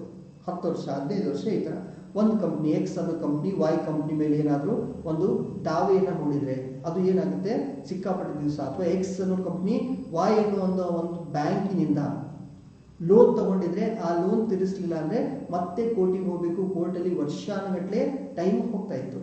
ಸೊ ಹೀಗಾಗಿ ಈ ಕಂಪನಿಗಳ ನಡುವಿನ ವ್ಯಾಜ್ಯವನ್ನ, ಎಸ್ಪೆಷಲಿ ಕಂಪನಿಗಳು ಮತ್ತು ಬ್ಯಾಂಕ್ಗಳ ನಡುವಿನ ವ್ಯಾಜ್ಯವನ್ನ ನಾವು ಫೋಕಸ್ ಮಾಡಿದ್ವಿ. ಸೊ ಈಗ ಈ ಒಂದು ವ್ಯಾಜ್ಯಗಳನ್ನ ಶೀಘ್ರವಾಗಿ ಯಾವ ರೀತಿ ಬಗೆಹರಿಸಬೇಕು ಅನ್ನೋದ್ರ ಬಗ್ಗೆ ವಿ ಬಾಲಕೃಷ್ಣನ್ ಇರಡಿ ಎನ್ನುವರ ಒಂದು ಸಮಿತಿ ಏನಾಗುತ್ತೆ ರಚನೆ ಆಯಿತು. ಸೊ ಇವ್ರು ಏನ್ ಮಾಡ್ತಾರೆ, ಈ ಸಮಿತಿದವರು ಎಲ್ಲ ಸ್ಟಡಿ ಮಾಡಿದ್ರು, ಯಾವ ರೀತಿ ವ್ಯಾಜ್ಯಗಳು ನಡೀತಿದ್ದಾವೆ, ಎಲ್ಲಿ ಪ್ರಾಬ್ಲಮ್ ಇದೆ ಏನು ಅಂತ ಹೇಳಿ. ಫೈನಲಿ 2016ರಲ್ಲಿ ಇವರೇನು ಶಿಫಾರಸು ಮಾಡಿದ್ರು ಅದರ ಆಧಾರದ ಮೇಲೆ ನಾವೇನ್ ಮಾಡ್ತಿದ್ವಿ, ರಾಷ್ಟ್ರೀಯ ಕಂಪನಿ ಕಾನೂನು ನ್ಯಾಯಾಧಿಕರಣ ಅಥವಾ ನ್ಯಾಷನಲ್ ಏನಂತ ಇತ್ತು, ನ್ಯಾಷನಲ್ ಕಂಪನಿ ಲಾ ಟ್ರಿಬ್ಯುನಲ್ ಅಂತ ಹೇಳಿ ಇದನ್ನ ಸ್ಥಾಪನೆ ಮಾಡ್ತೀವಿ. ಓಕೆ, ಸೊ ಇಲ್ಲಿ ಅರ್ಥ ಮಾಡ್ಕೋಬೇಕಾಗಿರೋದೇನು, ಕಂಪನಿಗಳ ನಡುವೆ ಕೇಸ್ ನಡೀತಾ ಇತ್ತು, ಟೈಮ್ ಸಿಕ್ಕಾಪಟ್ಟೆ ಹೋಗ್ತಾ ಇತ್ತು. ಹೌದು, ಯಾವ ರೀತಿ ಇದನ್ನ ಕಡಿಮೆ ಮಾಡಬೇಕು ಅನ್ನೋದ್ರ ಬಗ್ಗೆ ಸರ್ಕಾರದವರು ಬಾಲಕೃಷ್ಣ ಇರಡಿ ಅವರ ಸಮಿತಿಯನ್ನ ರಚನೆ ಮಾಡ್ತಾರೆ. ಅವರ ಒಂದು ಶಿಫಾರಸ್ಸಿನ ಆಧಾರದ ಮೇಲೆ 2016ರಲ್ಲಿ ರಚನೆ ಆಗಿದೆ ಯಾವುದು, ನ್ಯಾಷನಲ್ ಕಂಪನಿ ಲಾ ಟ್ರಿಬ್ಯುನಲ್ ಅಥವಾ ರಾಷ್ಟ್ರೀಯ ಕಂಪನಿ ಕಾನೂನು ನ್ಯಾಯಾಧಿಕರಣ. ಸೊ ಇಲ್ಲಿ ಏನಾಗುತ್ತಂದ್ರೆ ಸ್ಲೈಡ್ ಅಲ್ಲಿ ಹೇಳ್ತೀನಿ, ಯಾವುದೇ ಒಂದು ಕೇಸು NCLT ಮುಂದೆ ಹೋದ್ರೆ ಅಥವಾ ಮುಂದೆ ಹೇಳೋಣ. ಸೊ 2016ರಲ್ಲಿ ಇದನ್ನ ಸ್ಥಾಪನೆ ಮಾಡಿದ್ರು. ಸ್ಥಾಪನೆ ಮಾಡಬೇಕಾದ್ರೆ ಇದು ಏನು ಶಾಸನಬದ್ಧವಾದ ಸಂಸ್ಥೆ ಅಂದ್ರೆ ಸ್ಟ್ಯಾಟ್ಯೂಟರಿ ಬಾಡಿ. ಅಂದ್ರೆ ಈ ಸಂಸ್ಥೆ ಬರಬೇಕಾದ್ರೆ ನಾವು ಒಂದು ಕಾಯ್ದೆಯನ್ನು ಮಾಡ್ಕೊಂಡ್ವಿ, ನ್ಯಾಷನಲ್ ಕಂಪನಿ ಲಾ ಟ್ರಿಬ್ಯುನಲ್ ಆಕ್ಟ್ ಅಂತ, ಅಥವಾ ರಾಷ್ಟ್ರೀಯ ಕಂಪನಿ ಕಾನೂನು ನ್ಯಾಯಾಧಿಕರಣ ಕಾಯ್ದೆ 2013 ಅಂತ ಹೇಳಿ ಒಂದು ಕಾಯ್ದೆಯನ್ನ ಮಾಡಿ ಆ ಕಾಯ್ದೆಯ ಮೇರೆಗೆ 2016ರಲ್ಲಿ ಇದರ ಸ್ಥಾಪನೆ ಮಾಡ್ತಾರೆ. ಕಾಯ್ದೆ ಆಗಿದೆ ಯಾವಾಗ 2013ರಲ್ಲಿ. ಈ ಸಂಸ್ಥೆ ಜಾರಿಗೆ ಬಂದಿದ್ದು ಅಥವಾ ಸ್ಥಾಪನೆ ಆಗಿದ್ದು 2016ರಲ್ಲಿ. ಯಾವ ಸಮಿತಿಯ ಶಿಫಾರಸಿನ ಮೇಲೆ, ವಿ ಬಾಲಕೃಷ್ಣ ಇರಡಿ ಅವರ ಸಮಿತಿ ಮೇಲೆ. ಸೊ ಈಗ ಇಲ್ಲಿ ಏನಾಗುತ್ತಪ್ಪ ಅಂತಂದ್ರೆ, ಇಲ್ಲಿ ಇದರ ಒಂದು ಪ್ರಧಾನ ಕಚೇರಿ ಅಥವಾ ಪ್ರಧಾನ ಪೀಠ ಎಲ್ಲಿದೆ, ನವದೆಹಲಿಯಲ್ಲಿದೆ. ಬೇರೆ ಬೇರೆ ಕಡೆ ದೇಶದ ಬೇರೆ ಬೇರೆ ಕಡೆ ಏನಿದಾವೆ ಪ್ರಾದೇಶಿಕ ಪೀಠಗಳಿದಾವೆ. ನಮ್ಮ ಕರ್ನಾಟಕದ ಬೆಂಗಳೂರಲ್ಲಿ ಕೂಡ ಇದರ ಒಂದು ಪ್ರಾದೇಶಿಕ ಪೀಠ ಇದೆ. ಅಂದ್ರೆ ಇದನ್ನ ನಾವು ಸುಪ್ರೀಂ ಕೋರ್ಟ್ ಅಂತ ಅನ್ಕೊಂಡ್ರೆ ಇವನ್ನೆಲ್ಲ ಹೈಕೋರ್ಟಿಗೆ ಹೋಲಿಸಬಹುದು. ಸೊ ಆ ತರ ಇದ್ರ ಪೀಠಗಳಿದಾವೆ. ಸೊ ಈಗ ನಾನು ಏನ್ ಹೇಳಕ್ ಪ್ರಯತ್ನ ಪಡ್ತಿದ್ದೀನಿ ಅಂತಂದ್ರೆ, ಯಾವಾಗಿಂದ ಈ ರಾಷ್ಟ್ರೀಯ ಕಂಪನಿ ಕಾನೂನು ನ್ಯಾಯಾಧಿಕರಣ ಸ್ಥಾಪನೆ ಆಯಿತು, ಯಾವುದೇ ಕಂಪನಿಗಳ ವಿರುದ್ಧ ಏನಾದ್ರೂ ವ್ಯಾಜ್ಯ ಬಂದ್ರೆ ಅದನ್ನ ಇವರು 180 ದಿನಗಳಲ್ಲಿ ಸೆಟ್ರೇಟ್ ಮಾಡಬೇಕು. ವರ್ಷಾನುಗಟ್ಲೆ ಟೈಮ್ ಇಲ್ಲ. ಈಗ ಯಾವುದೋ ಒಂದು ಕೇಸನ್ನ ನಾವು ಎಲ್ಲಿ ಕಳಿಸ್ತಾ ಇದೀವಿ, ರಾಷ್ಟ್ರೀಯ ಕಂಪನಿ ಕಾನೂನು ನ್ಯಾಯಾಧಿಕರಣಕ್ಕೆ ಕಳಿಸ್ತಿದೀವಿ ಅಂತಂದ್ರೆ 180 ದಿನಗಳಲ್ಲಿ ಅದರ ವ್ಯಾಜ್ಯವನ್ನ ಏನ್ ಮಾಡ್ಬೇಕು, ಸಾಲ್ವ್ ಮಾಡಬೇಕು. ಇಲ್ಲ ಅಂತಂದ್ರೆ ಪ್ಲಸ್ 90 ಡೇಸ್ ಕೊಡ್ತಾರೆ, ಅದು ಎಕ್ಸ್ಟ್ರಾ. ಸೊ ಮ್ಯಾಕ್ಸಿಮಮ್ ಇಲ್ಲಿ ಯಾವುದೇ ಕೇಸ್ ಹೋದ್ರೆ ಅದು ಸಾಲ್ವ್ ಆಗಬೇಕಾಗಿರೋ ಟೈಮ್ ಎಷ್ಟು, 270 ದಿವಸದಲ್ಲಿ ಇದು ಸಾಲ್ವ್ ಆಗಬೇಕು. ಸೊ ಇದೇ ಯಾವುದು ರಾಷ್ಟ್ರೀಯ ಕಂಪನಿ ಕಾನೂನು ನ್ಯಾಯಾಧಿಕರಣ ಅಂತ. ಓಕೆ, ಸೊ ಈ ನ್ಯೂಸ್ ಇತ್ತು ಬಿಟ್ಟು. ಸೊ ನೆಕ್ಸ್ಟ್ ನೀನ್ ಎಕ್ಸ್ಪ್ಲೇನ್ ಮಾಡು. ನೆಕ್ಸ್ಟ್ ಏನು, ನೆಕ್ಸ್ಟ್ ನ್ಯೂಸ್ ಏನಿದೆ ಅಂತಂದ್ರೆ ಸ್ವದೇಶಿ ನಿರ್ಮಿತ ಯುದ್ಧ ನೌಕೆಗಳು. ಹೌದಾ, ಈಗಷ್ಟೇ ಕರೆಂಟ್ ನ್ಯೂಸ್ ಏನಿದೆ ಅಂತಂದ್ರೆ ಕೇಂದ್ರ ಸರ್ಕಾರ ರಕ್ಷಣಾ ಸಚಿವ ರಾಜನಾಥ್ ಸಿಂಗ್ ಅವರು 2 ಯುದ್ಧ ನೌಕೆಗಳಿಗೆ ಚಾಲನೆಯನ್ನ ನೀಡಿದ್ರು. ಹೌದು, 2 ಆ ಯುದ್ಧ ನೌಕೆಗಳು ಯಾವ್ದ್ಯಾವ್ದು ನಾವು ನೋಡೋದಾದ್ರೆ, ಒಂದು INS ಸೂರತ್, ಮತ್ತೊಂದೇನಿದೆ INS ಉದಯಗಿರಿ. ಹೌದಾ, ಈ 2 ಯುದ್ಧ ನೌಕೆಗಳಿಗೆ ರಕ್ಷಣಾ ಸಚಿವರಾದಂತಹ ರಾಜನಾಥ್ ಸಿಂಗ್ ಅವರು ಚಾಲನೆಯನ್ನ ನೀಡಿದ್ರು. ಆಯ್ತಾ, ಫಸ್ಟ್ ನಾವೇನ್ ತಿಳ್ಕೊಳ್ಳೋಣ, INS ಸೂರತ್ ಅನ್ನೋ ಒಂದು ಯುದ್ಧ ನೌಕೆ ಬಗ್ಗೆ ತಿಳ್ಕೊಳ್ಳೋಣ. ಇದು ಪ್ರಾಜೆಕ್ಟ್ 15ರ ಅಡಿಯಲ್ಲಿ ಒಂದು ನಿರ್ಮಿತವಾಗಿರುವಂತಹ 4ನೇ ಮತ್ತು ಕೊನೆಯ ರಹಸ್ಯ ಮಾರ್ಗದರ್ಶಿ ಕ್ಷಿಪಣಿ ವಿಧ್ವಂಸಕವಾಗಿದೆ. ಆಲ್ರೆಡಿ 3 ಇತ್ತು, ಈಗ ಆಲ್ರೆಡಿ ಹೊಸದಾಗಿ ಮಾಡಿರೋದು ಯಾವುದು ಅಂತಂದ್ರೆ 4ನೇದು INS ಸೂರತ್ ಅನ್ನೋದು. ಅದು ಕೊನೆಯ ಒಂದು ರಹಸ್ಯ ಮಾರ್ಗದರ್ಶಿ ಕ್ಷಿಪಣಿ ಧ್ವಂಸಕ. ಆಯ್ತಾ, ಪ್ರಾಜೆಕ್ಟ್ 15ರ ಒಂದು ಅಡಿಯಲ್ಲಿ ನಿರ್ಮಿಸಲಾಗಿರೋದು ಅಂತದ್ದು. ಇದು ಏನಕ್ಕೆ ಇದಕ್ಕೆ ಸೂರತ್ ಅಂತಾನೆ ಹೆಸರಿಡಬೇಕು ಅಂತ ಹೇಳಿದ್ರೆ, ಗುಜರಾತಿನ ಒಂದು ಕಮರ್ಷಿಯಲ್ ಸಿಟಿ ಅಂತ ನಾವು ಯಾವ್ದನ್ನ ಕರಿತೀವಿ ಅಂತ ನೋಡೋದಾದ್ರೆ ಸೂರತ್ನ ಕರಿತೀವಿ. ಸೊ ಹಾಗಾಗಿ ಅದರ ಒಂದು ನೆನಪಿಗೆಗೋಸ್ಕರ ಆ ಒಂದು ಸೂರತ್ INS ಅಂತೇಳಿ ಹಡಗಿಗೆ ಹೆಸರನ್ನ ಇಡಲಾಗಿದೆ. ಓಕೆ. ನೆಕ್ಸ್ಟ್ ನಾವು ಇನ್ನೊಂದು ನೋಡೋದಾದ್ರೆ INS ಉದಯಗಿರಿ ಅಂತೇಳಿ, ಅದು ಪ್ರಾಜೆಕ್ಟ್ 15 ಆಯ್ತಾ, ಇದು project 17. So Surat project 15 okay, ಇದು ಉದಯಗಿರಿ ಪ್ರಾಜೆಕ್ಟ್ 17. ಹೌದಾ, ಇದು ಪ್ರಾಜೆಕ್ಟ್ 17 ಅಡಿಯಲ್ಲಿ ನಿರ್ಮಿಸಲಾಗಿರುವಂತಹ 3ನೇ ಕಾವಲು ಹಡಗಾಗಿದೆ. ಆಯ್ತಾ, ಎರಡೂ ಒಂಥರ ಯುದ್ಧ ನೌಕೆಗಳು, ಗೌಪ್ಯವಾಗಿರುವಂತಹ ಯುದ್ಧ ನೌಕೆಗಳು. ಇದು ಹಲವು ಶಸ್ತ್ರಾಸ್ತ್ರಗಳನ್ನ ಒಳಗೊಂಡಿದೆ ಮತ್ತೆ ಪ್ರಬಲ ಕಣ್ಗಾವಲು ಹಡಗಾಗಿದೆ ಅಂತ ಹೇಳ್ಬಹುದು.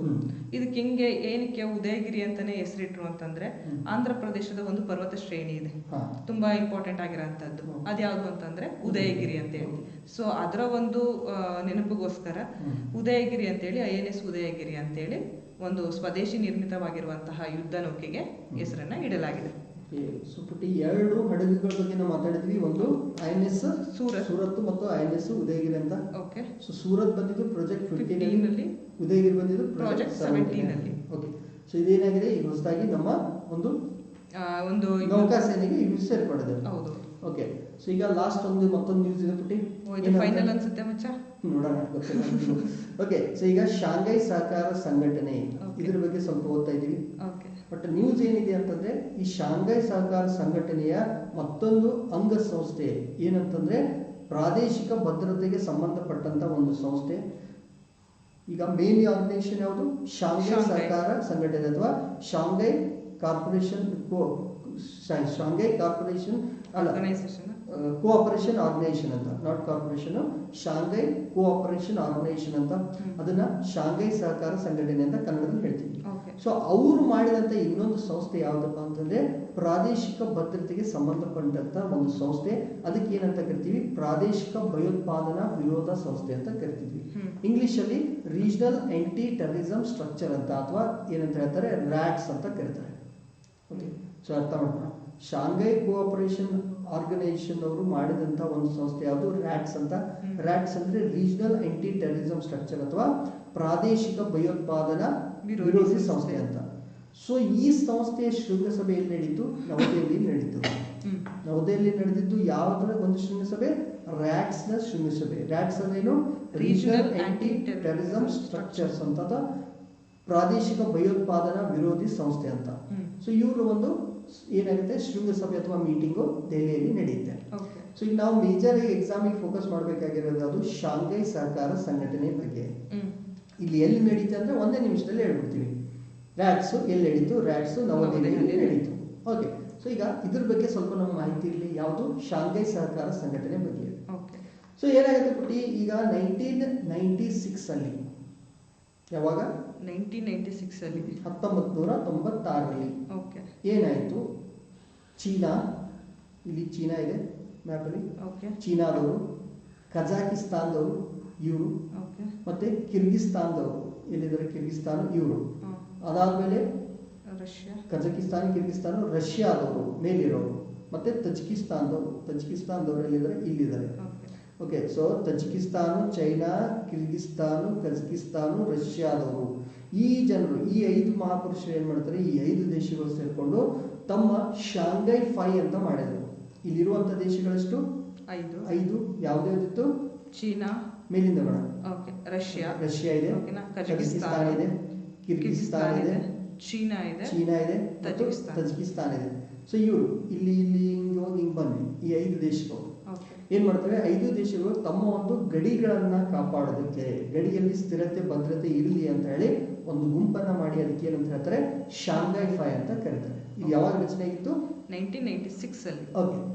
ಸೊ ಅದಾದ್ಮೇಲೆ ಮುಂದೆ 2001ರಲ್ಲಿ ಇದಕ್ಕೆ ಉಜ್ಬೇಕಿಸ್ತಾನ್ ಕೂಡ ಸೇರುತ್ತೆ. ಇಲ್ಲೇ ಪಕ್ಕದಲ್ಲಿ ಇದೆಯಲ್ಲ ಉಜ್ಬೇಕಿಸ್ತಾನ್. ಸೊ ಇಲ್ಲಿಂದ ಹೋಗಿ ಹಿಂಗೆ ಬಂದ್ವಿ, ಇಷ್ಟು ಪಾಕಿಸ್ತಾನ ಅಲ್ಲ, ಇಷ್ಟು. ಓಕೆ. ಸೊ ಇಲ್ಲಿವರೆಗೂ ಉಜ್ಬೇಕಿಸ್ತಾನದವರು 2001ರಲ್ಲಿ ಸೇರಿದ್ರು. ಸೊ ಅದಾದ್ಮೇಲೆ ಇದು ಶಾಂಘೈ 5 ಹೋಗಿ ಏನಾಯ್ತು? ಶಾಂಘೈ ಸಹಕಾರ ಸಂಘಟನೆ ಅಂತ ಬದಲಾವಣೆ ಅಂತ ಬಂತು. ಓಕೆ. ಸೊ ಮುಂದೆ ಇದಕ್ಕೆ ಏನ್ ಮಾಡ್ತಾರೆ? 2017ರಲ್ಲಿ ಭಾರತ ಮತ್ತು ಪಾಕಿಸ್ತಾನಕ್ಕೂ ಕೂಡ ಏನ್ ಮಾಡ್ತಾರೆ? ಸದಸ್ಯತ್ವವನ್ನು ನೀಡ್ತಾರೆ. ಮುಂದೆ ಇರಾನ್ ಕೂಡ 2019ರಲ್ಲಿ ಇದನ್ನ ಸೇರ್ಕೊಡುತ್ತೆ. ಸೊ ಈಗ ಈ ಸಂಘಟನೆಯ ಮತ್ತೊಂದು ಸಂಸ್ಥೆ ಯಾವುದು? RATS ಅಂತ, ರೀಜನಲ್ ಆಂಟಿ ಟೆರರಿಸಂ ಸ್ಟ್ರಕ್ಚರ್ ಅಂತ. ಸೊ ಏನ್ ಮಾಡಿದರೆ, ನಾವು ಭಯೋತ್ಪಾದನೆ ಅಥವಾ ಪ್ರತ್ಯೇಕತಾವಾದದ ವಿರುದ್ಧ ಅಂದ್ರೆ ಸಪರೇಷನಲಿಸಮ್ ಅಥವಾ ಟೆರರಿಸಂ ವಿರುದ್ಧ ಹೋರಾಟ ಮಾಡೋದಕ್ಕೆ ನಾವು ಸಹಕಾರ ನೀಡೋಣ. ಯಾರ್ಯಾರು? ನಾವೆಲ್ಲ. ಯಾವುದು? Pakistan, India, Iran. ಸೊ ಇಲ್ಲಿ ಪಾಕಿಸ್ತಾನ ಬರುತ್ತೆ, ಕೆಳಗಡೆ ಇಂಡಿಯಾನು ಬರುತ್ತೆ, ಈ ಕಡೆ ಇರಾನ್ ಕೂಡ ಇದೆ. ಸೊ ರಷ್ಯಾ ಹೇಳಿದ್ವಿ, ಕಜಕಿಸ್ತಾನ್ ಹೇಳಿದ್ವಿ, ಕಿರ್ಗಿಸ್ತಾನ್ ಹೇಳಿದ್ವಿ, ತಜಿಕಿಸ್ತಾನ್ ಹೇಳಿದ್ವಿ, ಉಜ್ಬೇಕಿಸ್ತಾನ್ ಹೇಳಿದ್ವಿ, ಚೈನಾ, ರಷ್ಯಾ, ಇಷ್ಟು. ಪಾಕಿಸ್ತಾನ್, ಇಂಡಿಯಾ, ಇರಾನ್ ಎಲ್ಲರೂ ಏನು ಮಾಡೋಣ? ಭಯೋತ್ಪಾದನೆ ಮತ್ತು ಪ್ರತ್ಯೇಕತಾವಾದದ ವಿರುದ್ಧ ಹೋರಾಟ ಮಾಡೋಣ ಅಂತ ಹೇಳಿ ಈ ಒಂದು ಸಂಸ್ಥೆಯನ್ನ ಅಥವಾ ರ್ಯಾಟ್ಸ್ ಅನ್ನು ಏನು ಮಾಡಿದ್ದಾರೆ? ಸ್ಥಾಪನೆ ಮಾಡಿದ್ದಾರೆ. ಸೊ ಇಲ್ಲಿ ಭಯೋತ್ಪಾದನೆಯಿಂದ ಪ್ರಾಬ್ಲಮ್ ಆದ್ರೆ ಅಥವಾ ಪ್ರತ್ಯೇಕತಾವಾದಿಗಳು ಬೇರೆ ದೇಶ ಬೇಕು ಅಂತ ಹೇಳ್ತಿರ್ತಾರಲ್ಲ, ಅಂಥವರಿಂದ ಏನಾದ್ರೂ ತೊಂದರೆ ಆದ್ರೆ ಅವ್ರು ಏನ್ ಮಾಡಬೇಕು? ಆ ಒಂದು ಸಹಕಾರ, ಆ ಒಂದು ಟೈಮಲ್ಲಿ ಸಹಕಾರ ಸಿಗಲಿ ಅಂತ ರ್ಯಾಟ್ಸ್ ಅನ್ನ ಸ್ಥಾಪನೆ ಮಾಡಿದ್ದಾರೆ. ಓಕೆ, ಸೊ ಇಷ್ಟೊತ್ತವರೆಗೂ ನಾವು ಇವತ್ತಿನ ಕರೆಂಟ್ ಅಫೇರ್ಸ್ ಅನ್ನ ಡಿಸ್ಕಷನ್ ಮಾಡಿದ್ವಿ ಪುಟಿ.